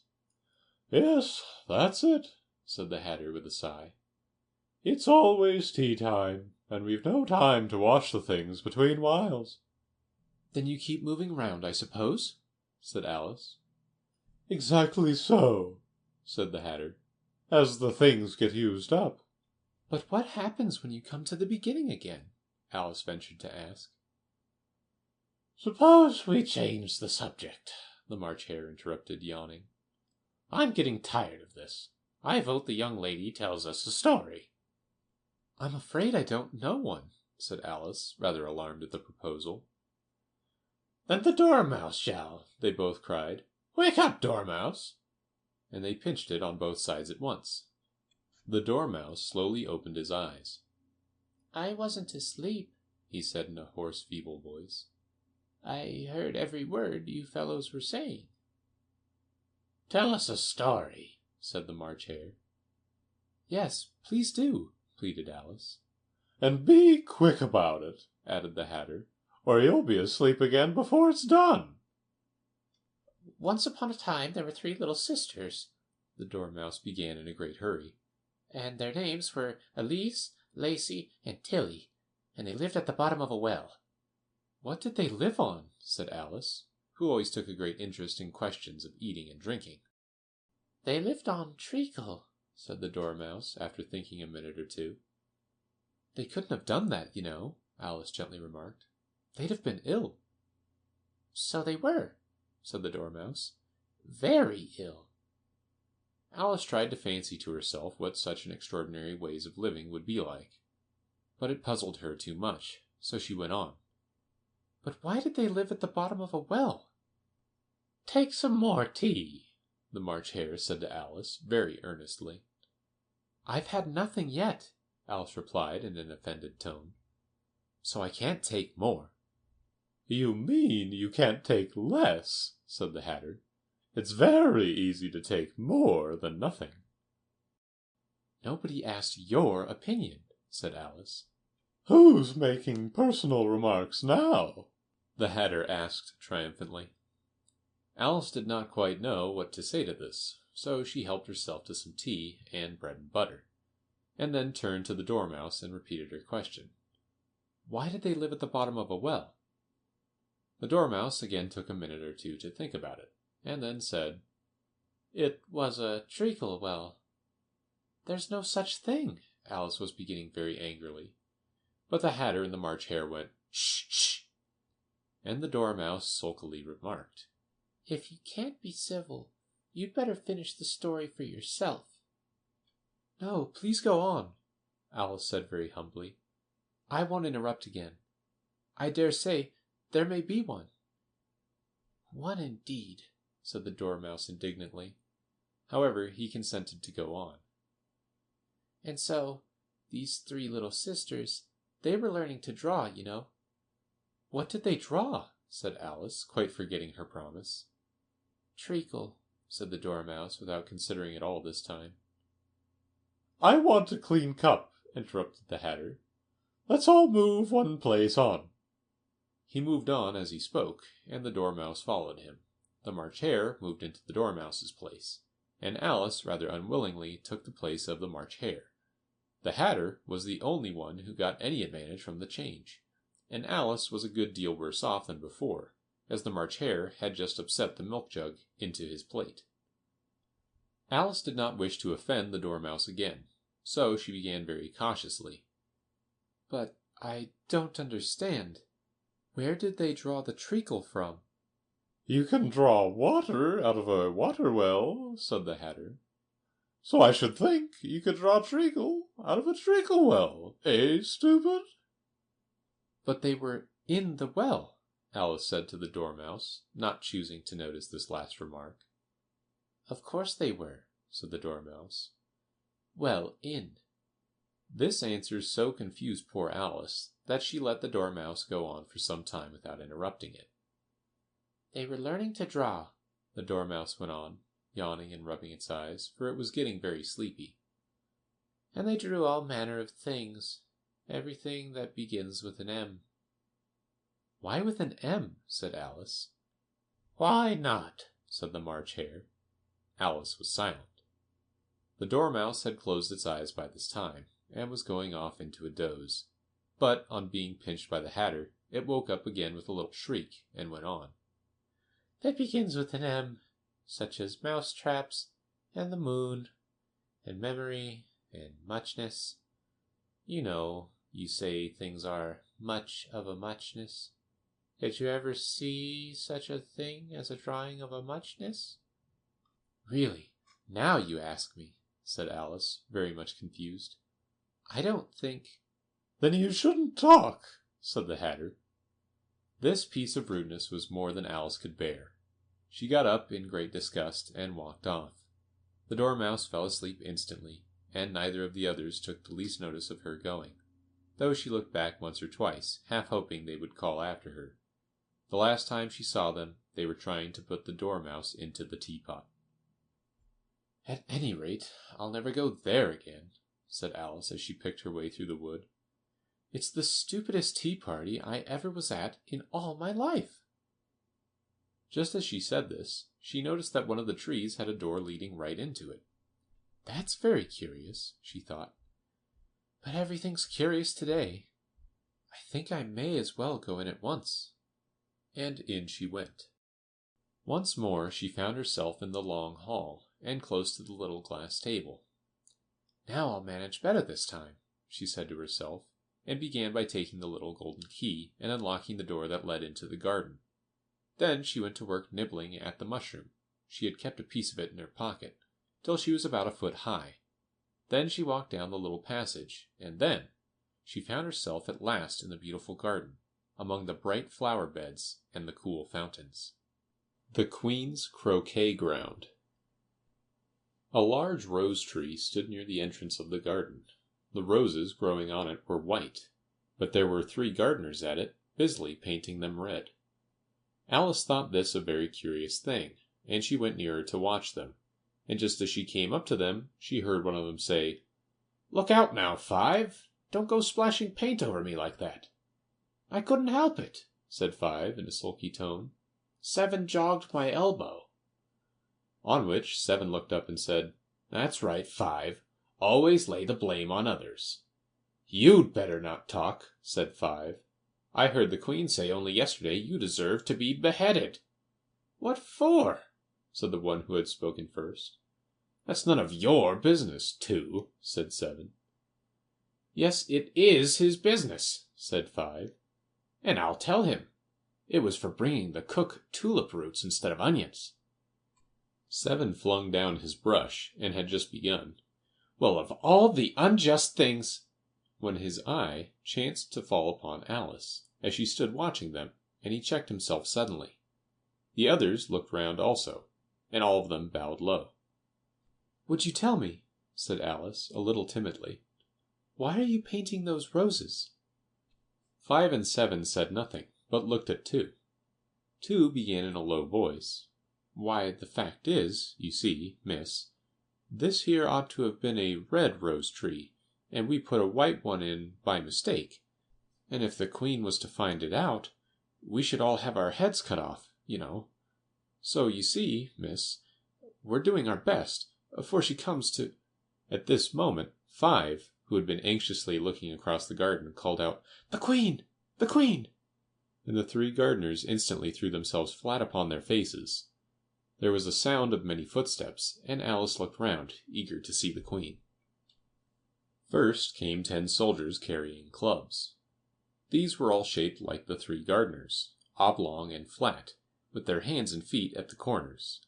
Next the 10 courtiers. These were ornamented all over with diamonds, and walked 2 and 2, as the soldiers did. After these came the royal children.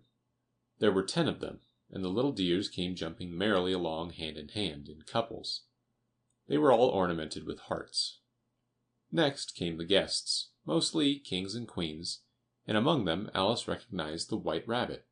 It was talking in a hurried, nervous manner, smiling at everything that was said, and went by without noticing her. Then followed the Knave of Hearts, carrying the king's crown on a crimson velvet cushion. And, last of all this grand procession, came the King and Queen of Hearts. Alice was rather doubtful whether she ought not to lie down on her face like the 3 gardeners. But she could not remember ever having heard of such a rule at processions. And besides, what would be the use of a procession, thought she, if people had all to lie down upon their faces so that they couldn't see it? So she stood still where she was, and waited. When the procession came opposite to Alice, they all stopped and looked at her, and the Queen said severely, "Who is this?" She said it to the Knave of Hearts, who only bowed and smiled in reply. "Idiot!" said the Queen, tossing her head impatiently, and, turning to Alice, she went on. "What's your name, child?" "My name is Alice, so please your Majesty," said Alice very politely, but she added to herself, "Why, they're only a pack of cards, after all. I needn't be afraid of them." "And who are these?"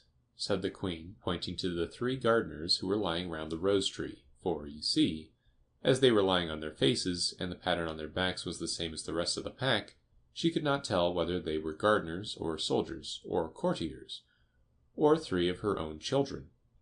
"How should I know?" said Alice, surprised at her own courage. "It's no business of mine." The Queen turned crimson with fury, and, after glaring at her for a moment like a wild beast, screamed, "Off with her head! Off!" "Nonsense!" said Alice, very loudly and decidedly, and the Queen was silent. The King laid his hand upon her arm, and timidly said, "Consider, my dear, she is only a child." The Queen turned angrily away from him, and said to the knave, "Turn them over." The knave did so, very carefully, with 1 foot. "Get up!" said the Queen, in a shrill, loud voice, and the 3 gardeners instantly jumped up, and began bowing to the King, the Queen, the royal children, and everybody else. "Leave off that!" screamed the Queen. "You make me giddy." And then, turning to the rose tree, she went on, "What have you been doing here?"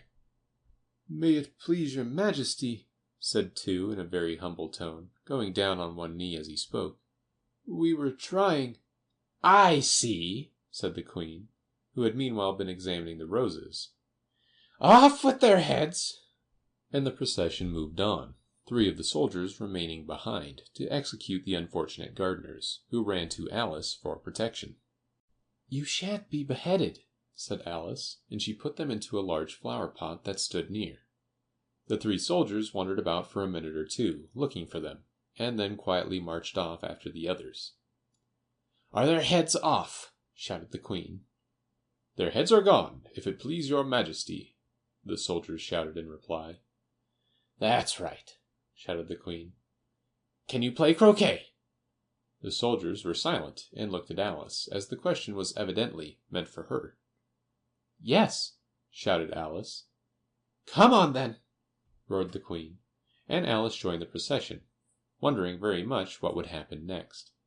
It's a very fine day," said a timid voice at her side. She was walking by the White Rabbit, who was peeping anxiously into her face. "Very," said Alice. "Where's the Duchess?" "Hush, hush!" said the Rabbit in a low, hurried tone. He looked anxiously over his shoulder as he spoke, and then raised himself upon tiptoe, put his mouth close to her ear, and whispered, "She's under sentence of execution." "What for?" said Alice. "Did you say, 'What a pity'?" the Rabbit asked. "No, I didn't," said Alice. "I don't think it's at all a pity. I said, 'What for?'" "She boxed the Queen's ears," the Rabbit began. Alice gave a little scream of laughter. "Oh, hush!" the Rabbit whispered in a frightened tone. "The Queen will hear you. You see, she came rather late, and the Queen said—" "Get to your places!" shouted the Queen in a voice of thunder, and people began running about in all directions, tumbling up against each other. However, they got settled down in a minute or 2, and the game began. Alice thought she had never seen such a curious croquet-ground in her life. It was all ridges and furrows, the balls were live hedgehogs, the mallets live flamingoes, and the soldiers had to double themselves up and to stand on their hands and feet to make the arches. The chief difficulty Alice found at first was in managing her flamingo. She succeeded in getting its body tucked away, comfortably enough, under her arm, with its legs hanging down, but generally, just as she had got its neck nicely straightened out, and was going to give the hedgehog a blow with its head, it would twist itself round and look up in her face, with such a puzzled expression that she could not help bursting out laughing. And when she had got its head down, and was going to begin again, it was very provoking to find that the hedgehog had unrolled itself, and was in the act of crawling away.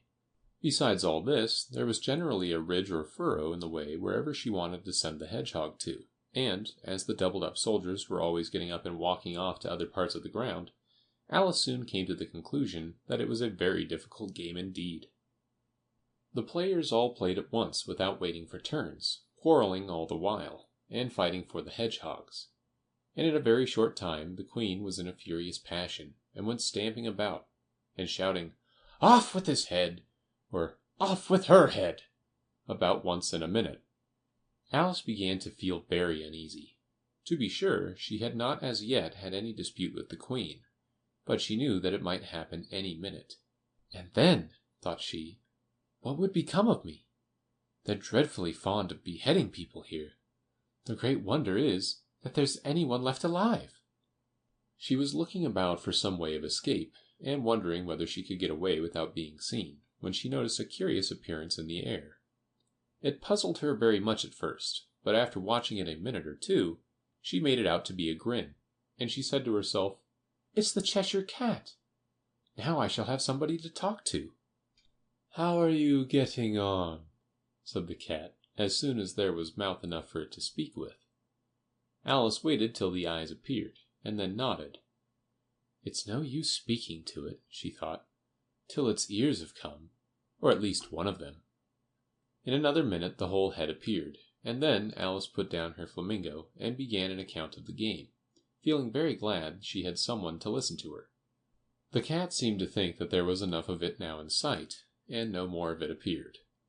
"I don't think they play at all fairly," Alice began, in a rather complaining tone. "And they all quarrel so dreadfully one can't hear oneself speak. And they don't seem to have any rules in particular.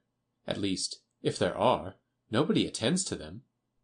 And you've no idea how confusing it is, all the things being alive. For instance, there's the arch I've got to go through next, walking about at the other end of the ground.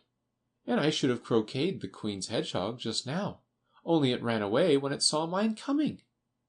"How do you like the Queen?" said the cat in a low voice. "Not at all," said Alice. "She's so extremely—" Just then she noticed that the Queen was close behind her, listening, so she went on, "likely to win, that it's hardly worth while finishing the game." The Queen smiled and passed on. "Who are you talking to?" said the King, going up to Alice, and looking at the cat's head with great curiosity. "It's a friend of mine, a Cheshire Cat," said Alice. "Allow me to introduce it." "I don't like the look of it at all," said the King. "However, it may kiss my hand if it likes." "I'd rather not," the cat remarked. "Don't be impertinent," said the King, "and don't look at me like that." He got behind Alice as he spoke. "A cat may look at a king," said Alice. "I've read that in some book, but I don't remember where." "Well, it must be removed," said the King very decidedly, and he called the Queen, who was passing at the moment. "My dear, I wish you would have this cat removed." The Queen had only one way of settling all difficulties, great or small. "Off with his head!" she said, without even looking round. "I'll fetch the executioner myself," said the King eagerly, and he hurried off. Alice thought she might as well go back and see how the game was going on, and she heard the Queen's voice in the distance, screaming with passion. She had already heard her sentence 3 of the players to be executed for having missed their turns, and she did not like the look of things at all, as the game was in such confusion that she never knew whether it was her turn or not, so she went in search of her hedgehog. The hedgehog was engaged in a fight with another hedgehog, which seemed to Alice an excellent opportunity for croqueting one of them with the other. The only difficulty was that her flamingo was gone across to the other side of the garden, where Alice could see it trying in a helpless sort of way to fly up into a tree. By the time she had caught the flamingo and brought it back, the fight was over, and both hedgehogs were out of sight. "But it doesn't matter much," thought Alice, "as all the arches are gone from this side of the ground." So she tucked it away under her arm, that it might not escape again, and went back for a little more conversation with her friend. When she got back to the Cheshire Cat, she was surprised to find quite a large crowd collected round it. There was a dispute going on between the executioner, the King, and the Queen, who were all talking at once, while all the rest were quite silent, and looked very uncomfortable. The moment Alice appeared, she was appealed to by all 3 to settle the question, and they repeated their arguments to her. Though, as they all spoke at once, she found it very hard indeed to make out exactly what they said. The executioner's argument was that you couldn't cut off a head unless there was a body to cut it off from, that he had never had to do such a thing before, and he wasn't going to begin at his time of life. The king's argument was that anything that had a head could be beheaded, and that you weren't to talk nonsense. The queen's argument was that if something wasn't done about it in less than no time, she'd have everybody executed all round. It was this last remark that had made the whole party look so grave and anxious. Alice could think of nothing else to say, but, "It belongs to the Duchess. You'd better ask her about it." "She's in prison," the queen said to the executioner. "Fetch her here." And the executioner went off like an arrow. The cat's head began fading away the moment he was gone, and by the time he had come back with the Duchess, it had entirely disappeared. So the king and the executioner ran wildly up and down looking for it, while the rest of the party went back to the game. The Mock Turtle's Story. "You can't think how glad I am to see you again, you dear old thing," said the Duchess, as she tucked her arm affectionately into Alice's, and they walked off together. Alice was very glad to find her in such a pleasant temper, and thought to herself that perhaps it was only the pepper that had made her so savage when they met in the kitchen. "When I'm a duchess," she said to herself, not in a very hopeful tone, though, "I won't have any pepper in my kitchen at all. Soup does very well without. Maybe it's always pepper that makes people hot-tempered," she went on, very much pleased at having found out a new kind of rule.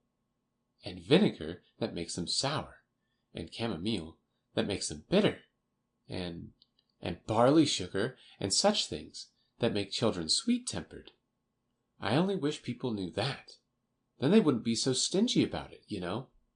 She had quite forgotten the Duchess by this time, and was a little startled when she heard her voice close to her ear.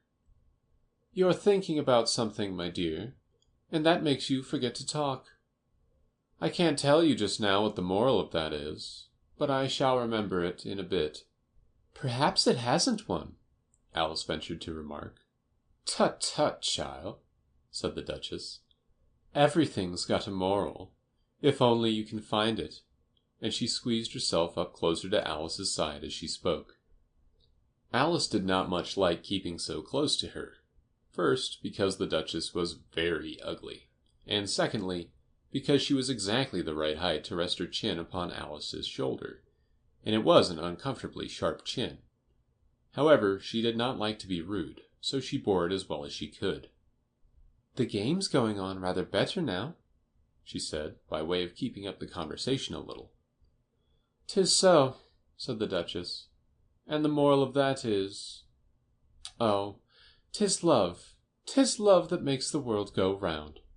"Somebody said," Alice whispered, "that it's done by everybody minding their own business."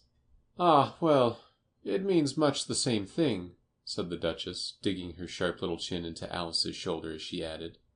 "And the moral of that is, take care of the sense, and the sounds will take care of themselves." "How fond she is of finding morals in things," Alice thought to herself. "I dare say you're wondering why I don't put my arm round your waist," the Duchess said after a pause. "The reason is that I'm doubtful about the temper of your flamingo. Shall I try the experiment?" "He might bite," Alice cautiously replied, not feeling at all anxious to have the experiment tried. "Very true," said the Duchess. "Flamingos and mustard both bite, and the moral of that is, birds of a feather flock together." "Only mustard isn't a bird," Alice remarked. "Right, as usual," said the Duchess. "What a clear way you have of putting things." "It's a mineral, I think," said Alice. "Of course it is," said the Duchess, who seemed ready to agree to everything that Alice said. "There's a large mustard mine near here, and the moral of that is, the more there is of mine, the less there is of yours." "Oh, I know!" exclaimed Alice, who had not attended to this last remark. "It's a vegetable. It doesn't look like one, but it is." "I quite agree with you," said the Duchess. "And the moral of that is, be what you would seem to be, or if you'd like it put more simply, Never imagine yourself not to be otherwise than what it might appear to others that what you were or might have been was not otherwise than what you had been, would have appeared to them to be otherwise. I think I should understand that better, Alice said very politely, if I had it written down. But I can't quite follow it as you say it. That's nothing to what I could say if I chose, the Duchess replied in a pleased tone. Pray, don't trouble yourself to say it any longer than that, said Alice. Oh, don't talk about trouble, said the Duchess. I make you a present of everything I've said as yet. A cheap sort of present, thought Alice. I'm glad they don't give birthday presents like that. But she did not venture to say it out loud. Thinking again? The Duchess asked, with another dig of her sharp little chin. I've a right to think, said Alice sharply, for she was beginning to feel a little worried. Just about as much right, said the Duchess, as pigs have to fly. But here, to Alice's great surprise, the Duchess's voice died away, even in the middle of her favorite word, moral, and the arm that was linked into hers began to tremble. Alice looked up, and there stood the Queen in front of them, with her arms folded, frowning like a thunderstorm. A fine day, Your Majesty, the Duchess began in a low, weak voice. Now, I give you fair warning, shouted the Queen, stamping on the ground as she spoke. Either you or your head must be off, and that in about half no time. Take your choice. The Duchess took her choice and was gone in a moment. Let's go on with the game, the Queen said to Alice, and Alice was too much frightened to say a word, but slowly followed her back to the Croquet-Ground.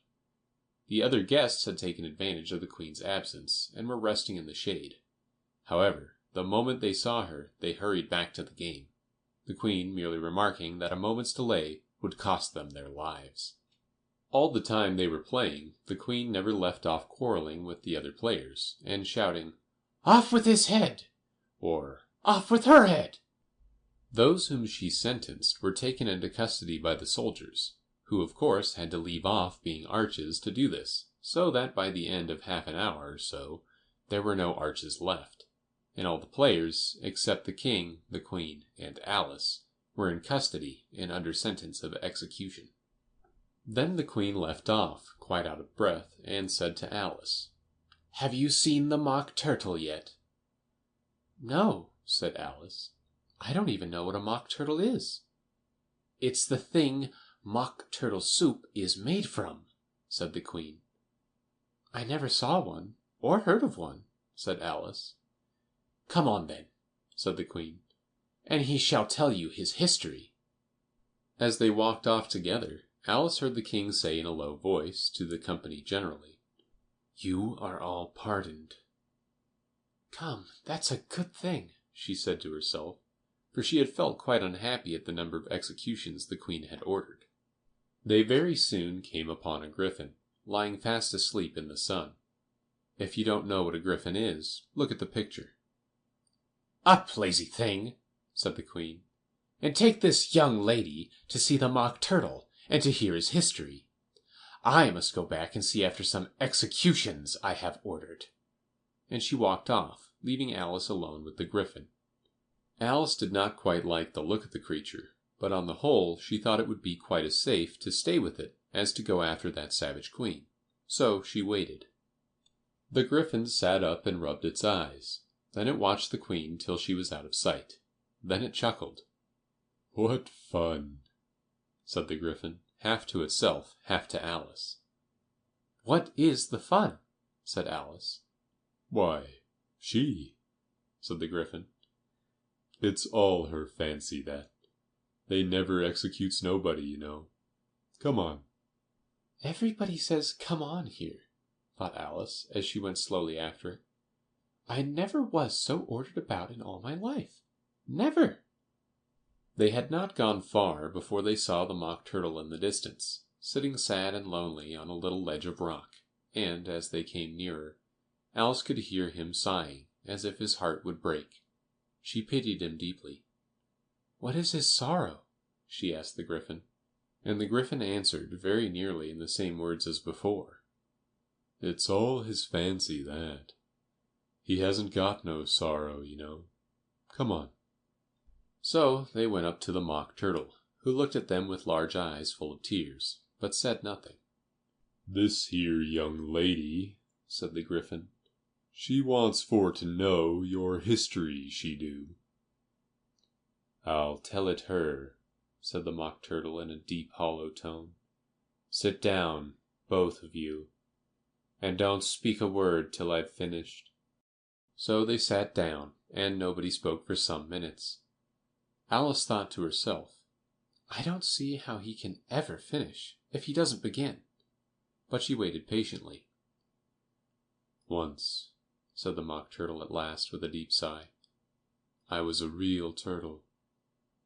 These words were followed by a very long silence, broken only by an occasional exclamation of from the Gryphon, and the constant heavy sobbing of the Mock Turtle. Alice was very nearly getting up and saying, Thank you, sir, for your interesting story. But she could not help thinking there must be more to come. So she sat still and said nothing. When we were little, the Mock Turtle went on at last, more calmly, though still sobbing a little now and then, we went to school in the sea. The master was an old turtle. We used to call him Tortoise. Why did you call him Tortoise, if he wasn't one? Alice asked. We called him Tortoise because he taught us, said the Mock Turtle angrily. Really, you are very dull. You ought to be ashamed of yourself for asking such a simple question, added the Gryphon. And then they both sat silent and looked at poor Alice, who felt ready to sink into the earth. At last the Gryphon said to the Mock Turtle, Drive on, old fellow. Don't be all day about it. And he went on in these words. Yes, we went to school in the sea, though you mayn't believe it. I never said I didn't, interrupted Alice. You did, said the Mock Turtle. Hold your tongue, added the Gryphon, before Alice could speak again. The Mock Turtle went on. We had the best of educations. In fact, we went to school every day. I've been to a day school, too, said Alice. You needn't be so proud as all that. With extras? Asked the Mock Turtle a little anxiously. Yes, said Alice. We learned French and music. And washing? Said the Mock Turtle. Certainly not, said Alice indignantly. Ah, then yours wasn't a really good school, said the Mock Turtle in a tone of great relief. Now at ours, they had at the end of the bill French, music, and washing. Extra. You couldn't have wanted it much, said Alice, living at the bottom of the sea. I couldn't afford to learn it, said the Mock Turtle with a sigh. I only took the regular course. What was that? Inquired Alice. Reeling and writhing, of course, to begin with, the Mock Turtle replied. And then the different branches of arithmetic, ambition, distraction, uglification, and derision. I never heard of uglification, Alice ventured to say. What is it? The Gryphon lifted up both its paws in surprise. What? Never heard of uglifying? It exclaimed. You know what to beautify is, I suppose. Yes, said Alice doubtfully. It means to make anything prettier. Well, then, the Gryphon went on, if you don't know what to uglify is, you are a simpleton. Alice did not feel encouraged to ask any more questions about it, so she turned to the Mock Turtle and said, What else had you to learn? Well, there was mystery, the Mock Turtle replied, counting off the subjects on its flappers. Mystery, ancient and modern, with seaography, then drawing. The drawing master was an old conjureel that used to come once a week. He taught us drawing, stretching, and fainting in coils. "What was that like?" said Alice. "Well, I can't show it to you myself," the Mock Turtle said. "I'm too stiff, and the Griffin never learnt it." "Hadn't time," said the Griffin. "I went to the classics master, though. He was an old crab, he was." "I never went to him," the Mock Turtle said with a sigh. "He taught laughing and grief, they used to say."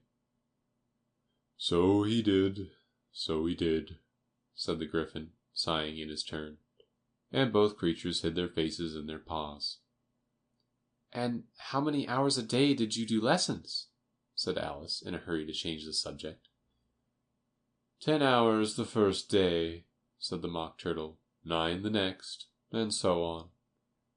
"What a curious plan!" exclaimed Alice. "That's the reason they're called lessons," the Griffin remarked. "Because they lessen from day to day."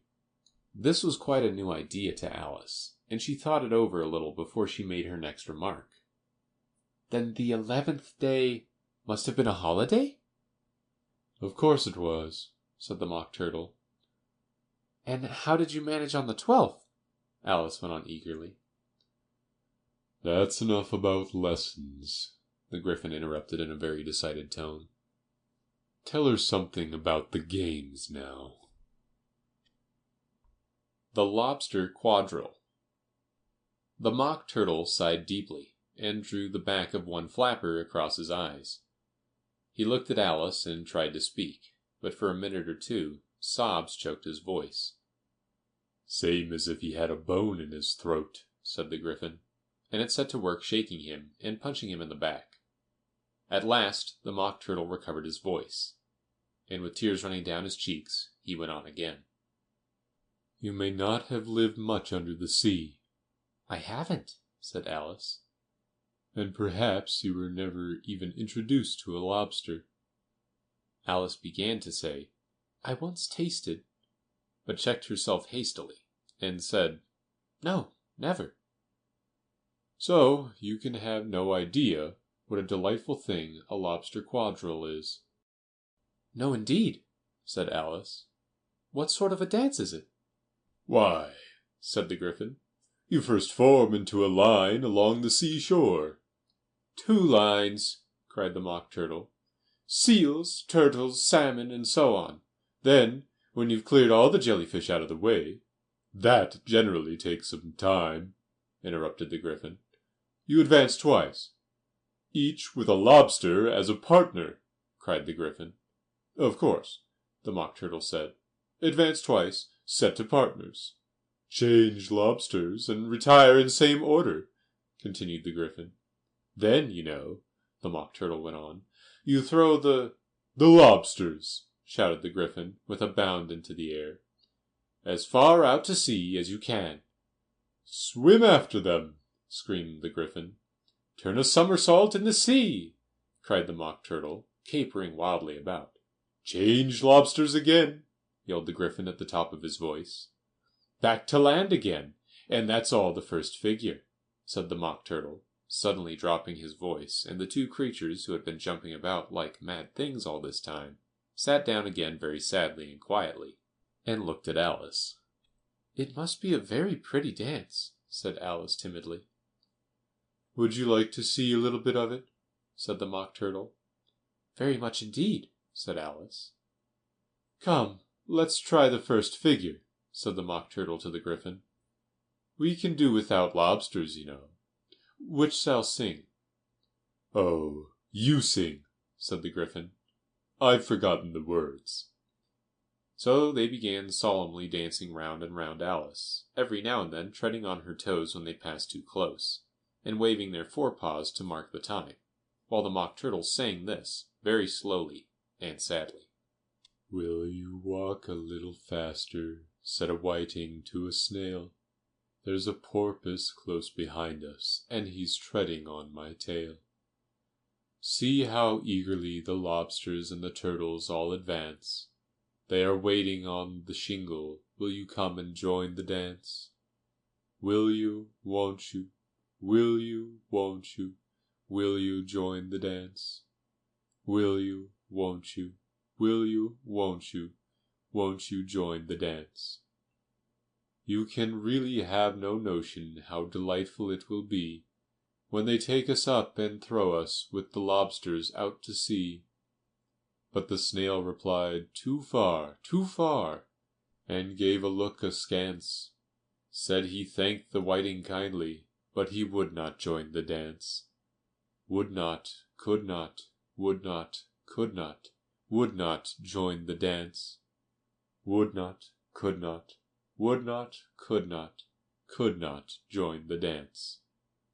What matters it how far we go? His scaly friend replied. There is another shore, you know, upon the other side. The further off from England, the nearer is to France. Then turn not pale, beloved snail, but come and join the dance. Will you, won't you, will you, won't you, will you join the dance? Will you, won't you, will you, won't you join the dance? Thank you. It's a very interesting dance to watch, said Alice, feeling very glad that it was over at last. And I do so like that curious song about the whiting. Oh, as to the whiting, said the Mock Turtle, you've seen them, of course. Yes, said Alice. I've often seen them at Din. She checked herself hastily. I don't know where Din may be, said the Mock Turtle, but if you've seen them so often, of course you know what they're like. I believe so, Alice replied thoughtfully. They have their tails in their mouths, and they're all over crumbs. You're wrong about the crumbs, said the Mock Turtle. Crumbs would all wash off in the sea, but they have their tails in their mouths, and the reason is— Here the Mock Turtle yawned and shut his eyes. Tell her about the reason and all that, he said to the Gryphon. The reason is, said the Gryphon, that they would go with the lobsters to the dance. So they got thrown out to sea. So they had to fall a long way. So they got their tails fast in their mouths. So they couldn't get them out again. That's all. Thank you, said Alice. It's very interesting. I never knew so much about a whiting before. I can tell you more than that, if you like, said the Gryphon. Do you know why it's called a whiting? I never thought about it, said Alice. Why? It does the boots and shoes, the Gryphon replied very solemnly. Alice was thoroughly puzzled. Does the boots and shoes? She repeated in a wondering tone. Why, what are your shoes done with? Said the Gryphon. I mean, what makes them so shiny? Alice looked down at them and considered a little before she gave her answer. They're done with blacking, I believe. Boots and shoes under the sea, the Gryphon went on in a deep voice, are done with a whiting. Now you know. And what are they made of? Alice asked in a tone of great curiosity. Soles and eels, of course, the Gryphon replied rather impatiently. Any shrimp could have told you that. If I'd been the whiting, said Alice, whose thoughts were still running on the song, I'd have said to the porpoise, Keep back, please. We don't want you with us. They were obliged to have him with them, the Mock Turtle said. No wise fish would go anywhere without a porpoise. Wouldn't it really? Said Alice in a tone of great surprise. Of course not, said the Mock Turtle. Why, if a fish came to me and told me he was going on a journey, I should say, with what porpoise? Don't you mean purpose? Said Alice. I mean what I say, the Mock Turtle replied in an offended tone, and the Gryphon added, Come, let's hear some of your adventures. I could tell you my adventures, beginning from this morning, said Alice a little timidly. But it's no use going back to yesterday, because I was a different person then. Explain all that, said the Mock Turtle. No, the adventures first, said the Gryphon in an impatient tone. Explanations take such a dreadful time. So Alice began telling them her adventures from the time when she first saw the White Rabbit. She was a little nervous about it just at first. The two creatures got so close to her, one on each side, and opened their eyes and mouths so very wide. But she gained courage as she went on. Her listeners were perfectly quiet till she got to the part about her repeating, "You are old, Father William," to the caterpillar, and the words all coming different. And then the Mock Turtle drew a long breath, and said, "That's very curious." "It's all about as curious as it can be," said the Gryphon. "It all came different," the Mock Turtle repeated thoughtfully. "I should like to hear her try and repeat something now. Tell her to begin." He looked at the Gryphon as if he thought it had some kind of authority over Alice. "Stand up and repeat, "'Tis the voice of the sluggard,'" said the Gryphon. "How the creatures order one about and make one repeat lessons," thought Alice. "I might as well be at school at once." However, she got up and began to repeat it, but her head was so full of the Lobster Quadrille that she hardly knew what she was saying, and the words came very queer indeed. "'Tis the voice of the lobster, I heard him declare, You have baked me too brown, I must sugar my hair. As a duck with its eyelids, so he with his nose Trims his belt and his buttons, and turns out his toes. When the sands are all dry, he is gay as a lark, And will talk in contemptuous tones of the shark. But when the tide rises and sharks are around, His voice has a timid and tremulous sound." "That's different from what I used to say when I was a child," said the Gryphon. "Well, I never heard it before," said the Mock Turtle, "but it sounds uncommon nonsense." Alice said nothing. She had sat down with her face in her hands, wondering if anything would ever happen in a natural way again. "I should like to have it explained," said the Mock Turtle. "She can't explain it," said the Gryphon hastily. "Go on with the next verse." "But about his toes," the Mock Turtle persisted. "How could he turn them out with his nose, you know?" "Go on with the next verse," the Gryphon repeated impatiently. "It begins, 'I passed by his garden.'" Alice did not dare to disobey, though she felt sure it would all come wrong, and she went on in a trembling voice. "I passed by his garden, and marked with one eye How the owl and the panther were sharing a pie. The panther took pie crust, and gravy and meat, While the owl had the dish as its share of the treat. When the pie was all finished, the owl, as a boon, Was kindly permitted to pocket the spoon, While the panther received knife and fork with a growl, And concluded the banquet." "What is the use of repeating all that stuff?" the Mock Turtle interrupted, "if you don't explain it as you go on. It's by far the most confusing thing I ever heard." "Yes, I think you'd better leave off," said the Gryphon, and Alice was only too glad to do so. "Shall we try another figure of the Lobster Quadrille?" the Gryphon went on. "Or would you like the Mock Turtle to sing you a song?" "Oh, a song, please, if the Mock Turtle would be so kind," Alice replied, so eagerly that the Gryphon said, in a rather offended tone, "No accounting for tastes. Sing her Turtle Soup, will you, old fellow?" The Mock Turtle sighed deeply and began, in a voice sometimes choked with sobs, to sing this: "Beautiful soup, so rich and green, Waiting in a hot tureen. Who for such dainties would not stoop? Soup of the evening, beautiful soup.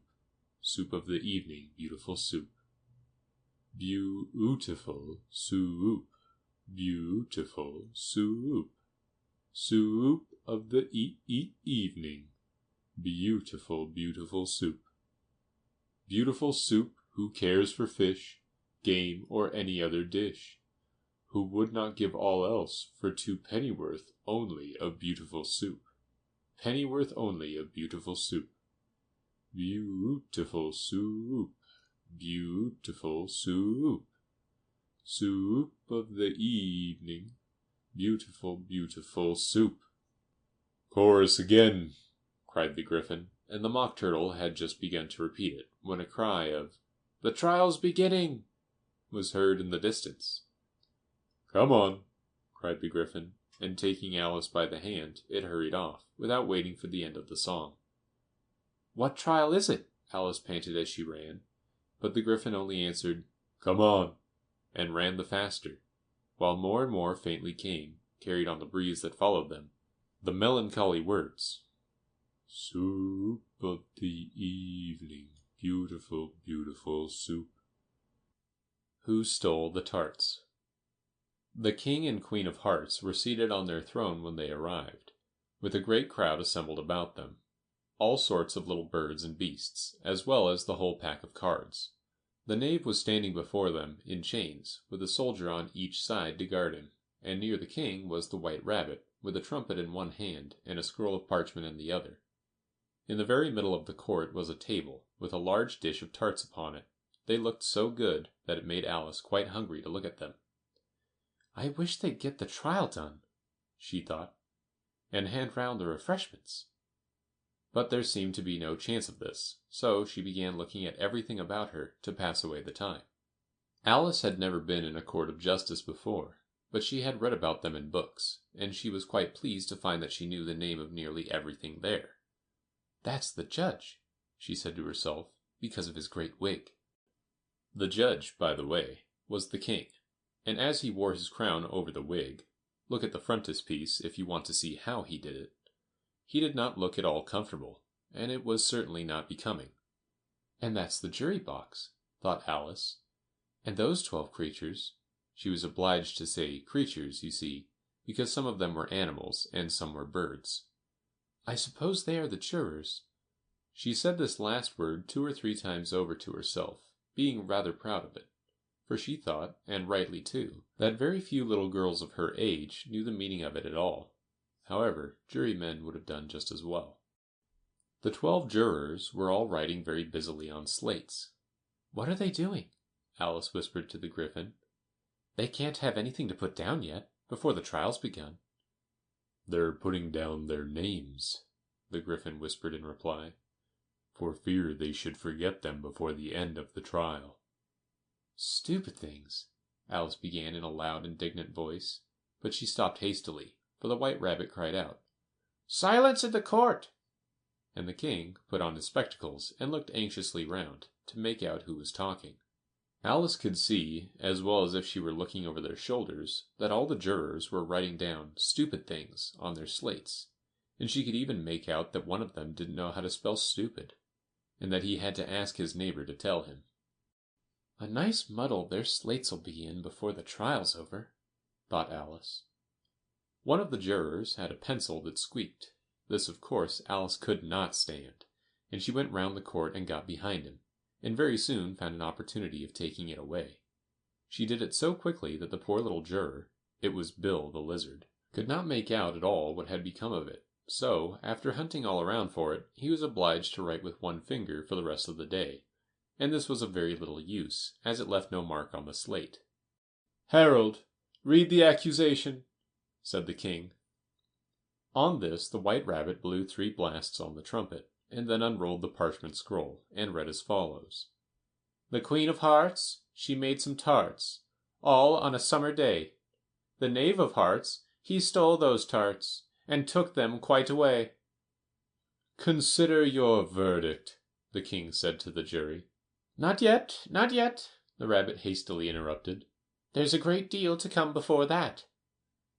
Call the first witness, said the king, and the white rabbit blew 3 blasts on the trumpet, and called out, First witness. The first witness was the Hatter. He came in with a teacup in one hand and a piece of bread and butter in the other. I beg your pardon, your majesty, he began, for bringing these in, but I hadn't quite finished my tea when I was sent for. You ought to have finished, said the king. When did you begin? The Hatter looked at the March Hare, who had followed him into the court, arm in arm with the Dormouse. 14th of March, I think it was, he said. 15th, said the March Hare. 16th, said the Dormouse. Write that down, the king said to the jury, and the jury eagerly wrote down all 3 dates on their slates, and then added them up and reduced the answer to shillings and pence. Take off your hat, the king said to the Hatter. "It isn't mine," said the Hatter. "Stolen?" the king exclaimed, turning to the jury, who instantly made a memorandum of the fact. "I keep them to sell," the Hatter added as an explanation. "I've none of my own. I'm a Hatter." Here the queen put on her spectacles, and began staring at the Hatter, who turned pale and fidgeted.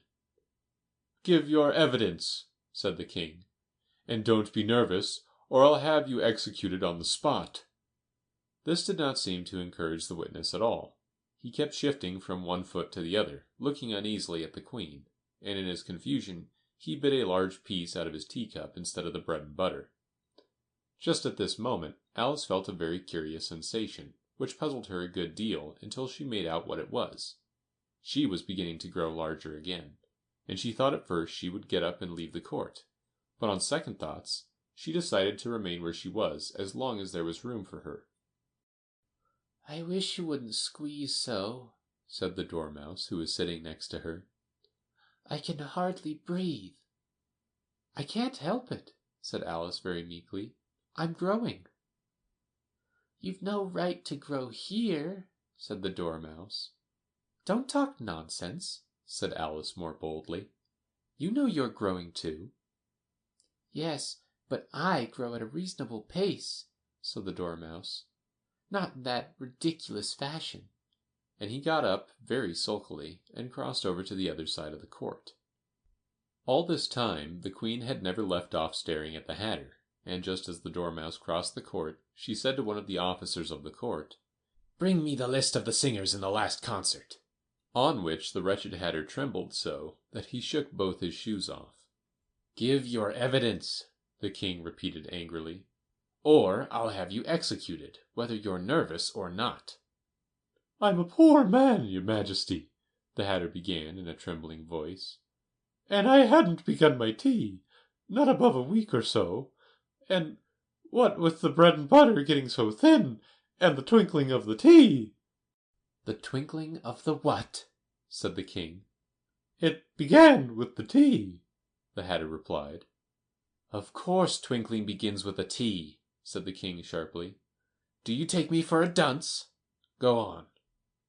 "I'm a poor man," the Hatter went on, "and most things twinkled after that. Only the March Hare said—" "I didn't," the March Hare interrupted in a great hurry. "You did," said the Hatter. "I deny it," said the March Hare. "He denies it," said the king. "Leave out that part." "Well, at any rate, the Dormouse said—" the Hatter went on, looking anxiously round to see if he would deny it too, but the Dormouse denied nothing, being fast asleep. "After that," continued the Hatter, "I cut some more bread and butter." "But what did the Dormouse say?" one of the jury asked. "That I can't remember," said the Hatter. "You must remember," remarked the king, "or I'll have you executed." The miserable Hatter dropped his teacup and bread and butter, and went down on one knee. "I'm a poor man, your Majesty," he began. "You're a very poor speaker," said the king. Here one of the guinea pigs cheered, and was immediately suppressed by the officers of the court. As that is rather a hard word, I will just explain to you how it was done. They had a large canvas bag, which tied up at the mouth with strings. Into this they slipped the guinea pig, head first, and then sat upon it. "I'm glad I've seen that done," thought Alice. "I've so often read in the newspapers, at the end of trials, there was some attempts at applause, which was immediately suppressed by the officers of the court, and I never understood what it meant till now." "If that's all you know about it, you may stand down," continued the king. "I can't go no lower," said the Hatter. "I'm on the floor as it is." "Then you may sit down," the king replied. Here the other guinea pig cheered, and was suppressed. "Come, that finished the guinea pigs," thought Alice. "Now we shall get on better." "I'd rather finish my tea," said the Hatter, with an anxious look at the queen, who was reading the list of singers. "You may go," said the king, and the Hatter hurriedly left the court, without even waiting to put his shoes on. "And just take his head off outside," the queen added to one of the officers. but the Hatter was out of sight before the officer could get to the door. "Call the next witness," said the king. The next witness was the Duchess's cook. She carried the pepper box in her hand, and Alice guessed who it was, even before she got into the court, by the way the people near the door began sneezing all at once. "Give your evidence," said the king. "Shan't," said the cook. The king looked anxiously at the White Rabbit, who said in a low voice, "Your Majesty must cross-examine this witness." "Well, if I must, I must," the king said, with a melancholy air. And, after folding his arms and frowning at the cook till his eyes were nearly out of sight, he said in a deep voice, "What are tarts made of?" "Pepper, mostly," said the cook. "Treacle," said a sleepy voice behind her. "Collar that dormouse!" the queen shrieked out. "Behead that dormouse! Turn that dormouse out of court! Suppress him! Pinch him! Off with his whiskers!" For some minutes the whole court was in confusion, getting the dormouse turned out, and, by the time they had settled down again, the cook had disappeared. "Never mind," said the king, with an air of great relief. "Call the next witness." And he added in an undertone to the queen, "Really, my dear, you must cross-examine the next witness. It quite makes my forehead ache." Alice watched the White Rabbit as he fumbled over the list, feeling very curious to see what the next witness would be like. "For they haven't got much evidence yet," she said to herself.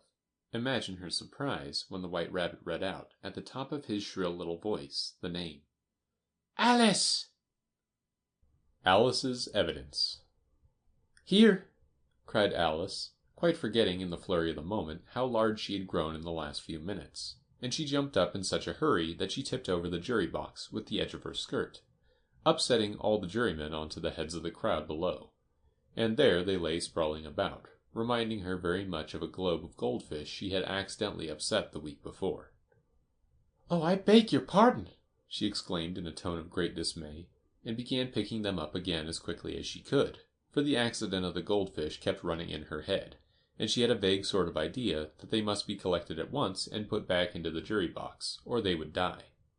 "The trial cannot proceed," said the king in a very grave voice, "until all the jurymen are back in their proper places.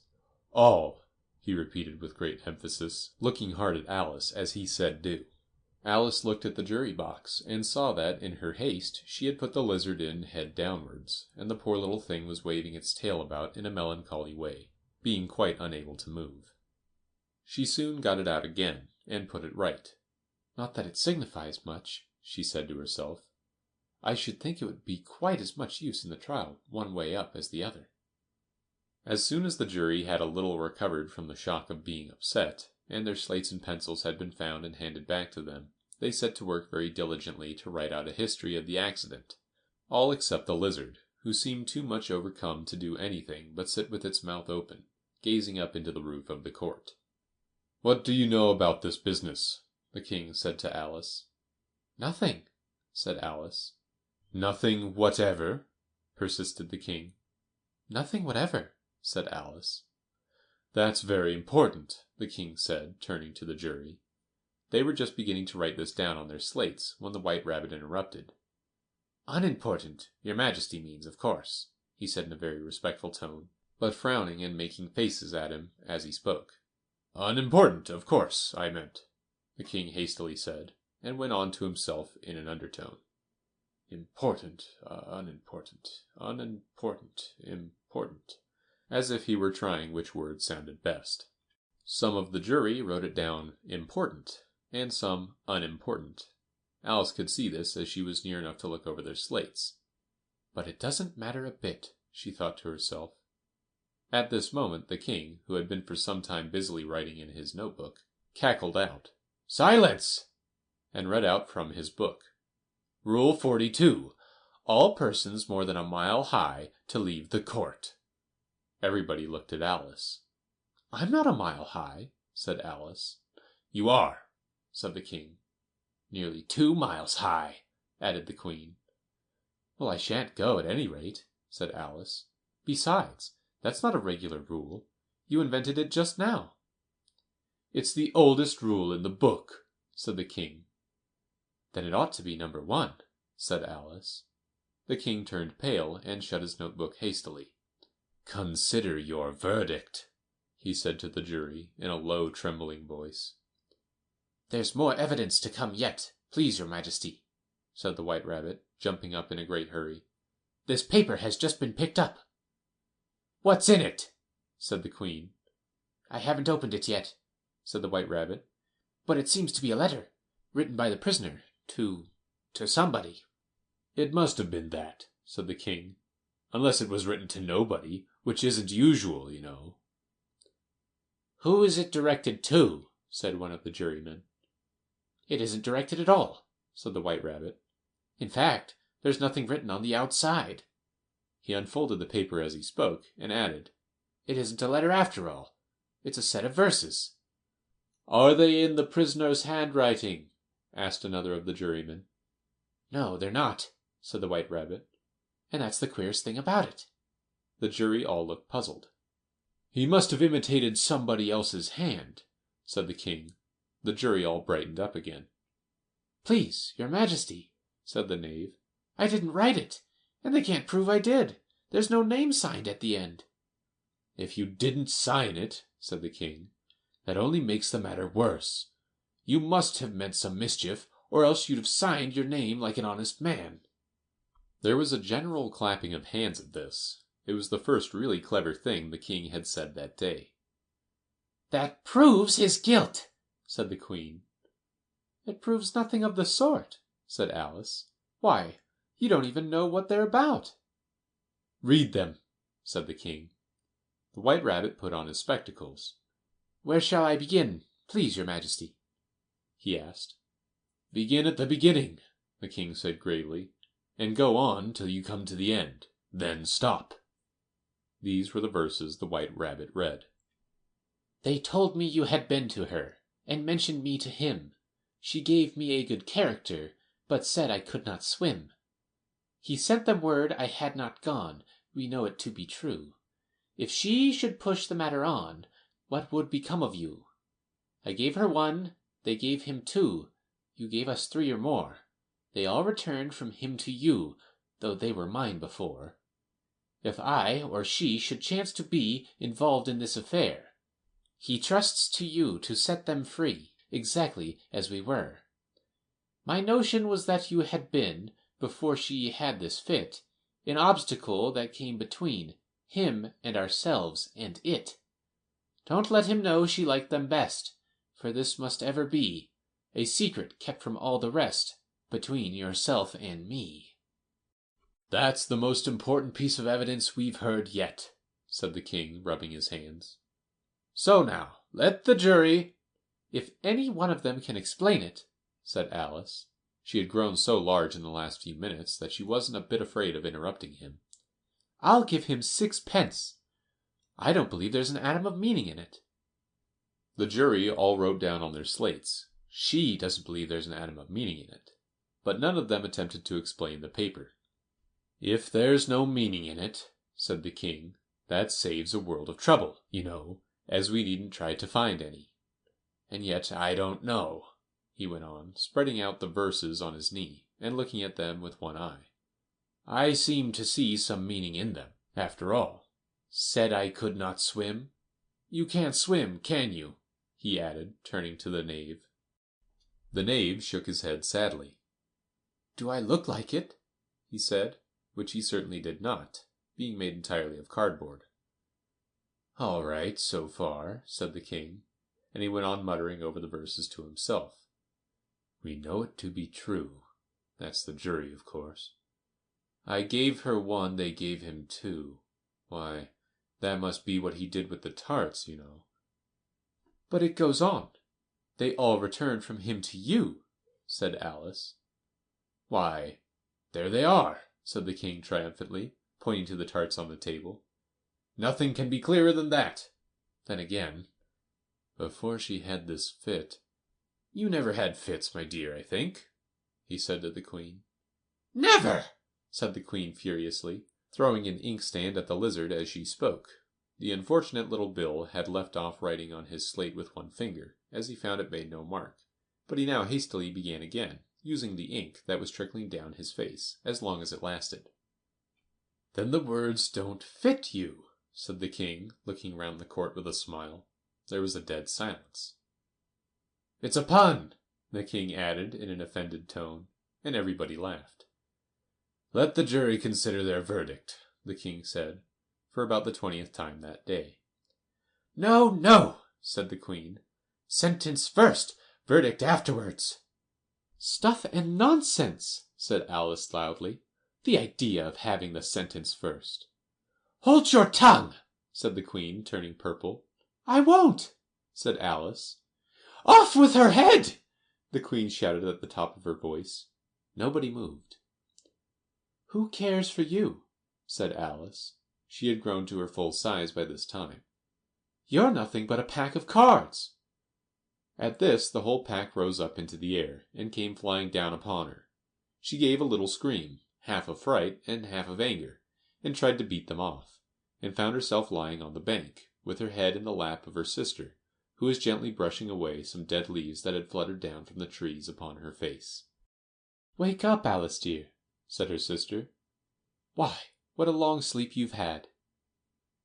"Oh, I've had such a curious dream," said Alice, and she told her sister, as well as she could remember them, all these strange adventures of hers that you have just been reading about.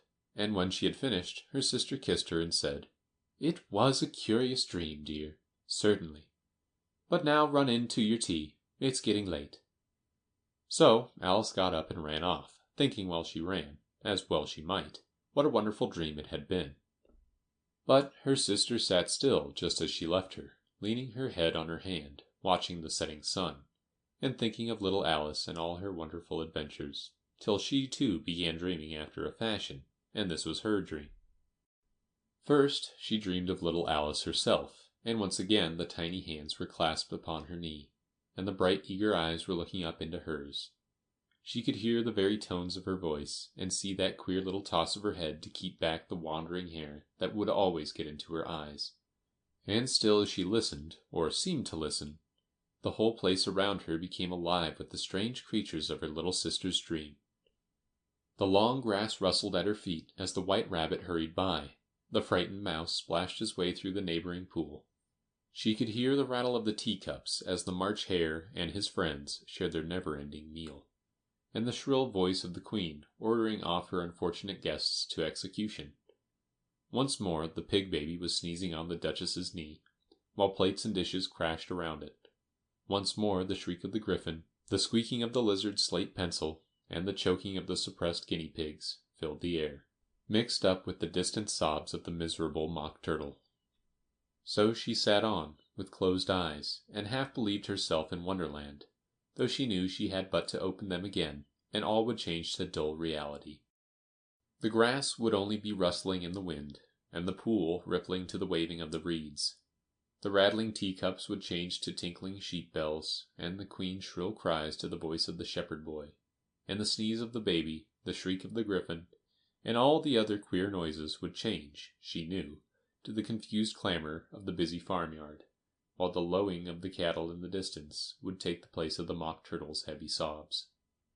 Lastly, she pictured to herself how this same little sister of hers would, in the aftertime, be herself a grown woman, and how she would keep, through all her riper years, the simple and loving heart of her childhood, and how she would gather about her other little children, and make their eyes bright and eager with many a strange tale, perhaps even with the dream of Wonderland of long ago, and how she would feel with all their simple sorrows, and find a pleasure in all their simple joys, remembering her own child life and the happy summer days.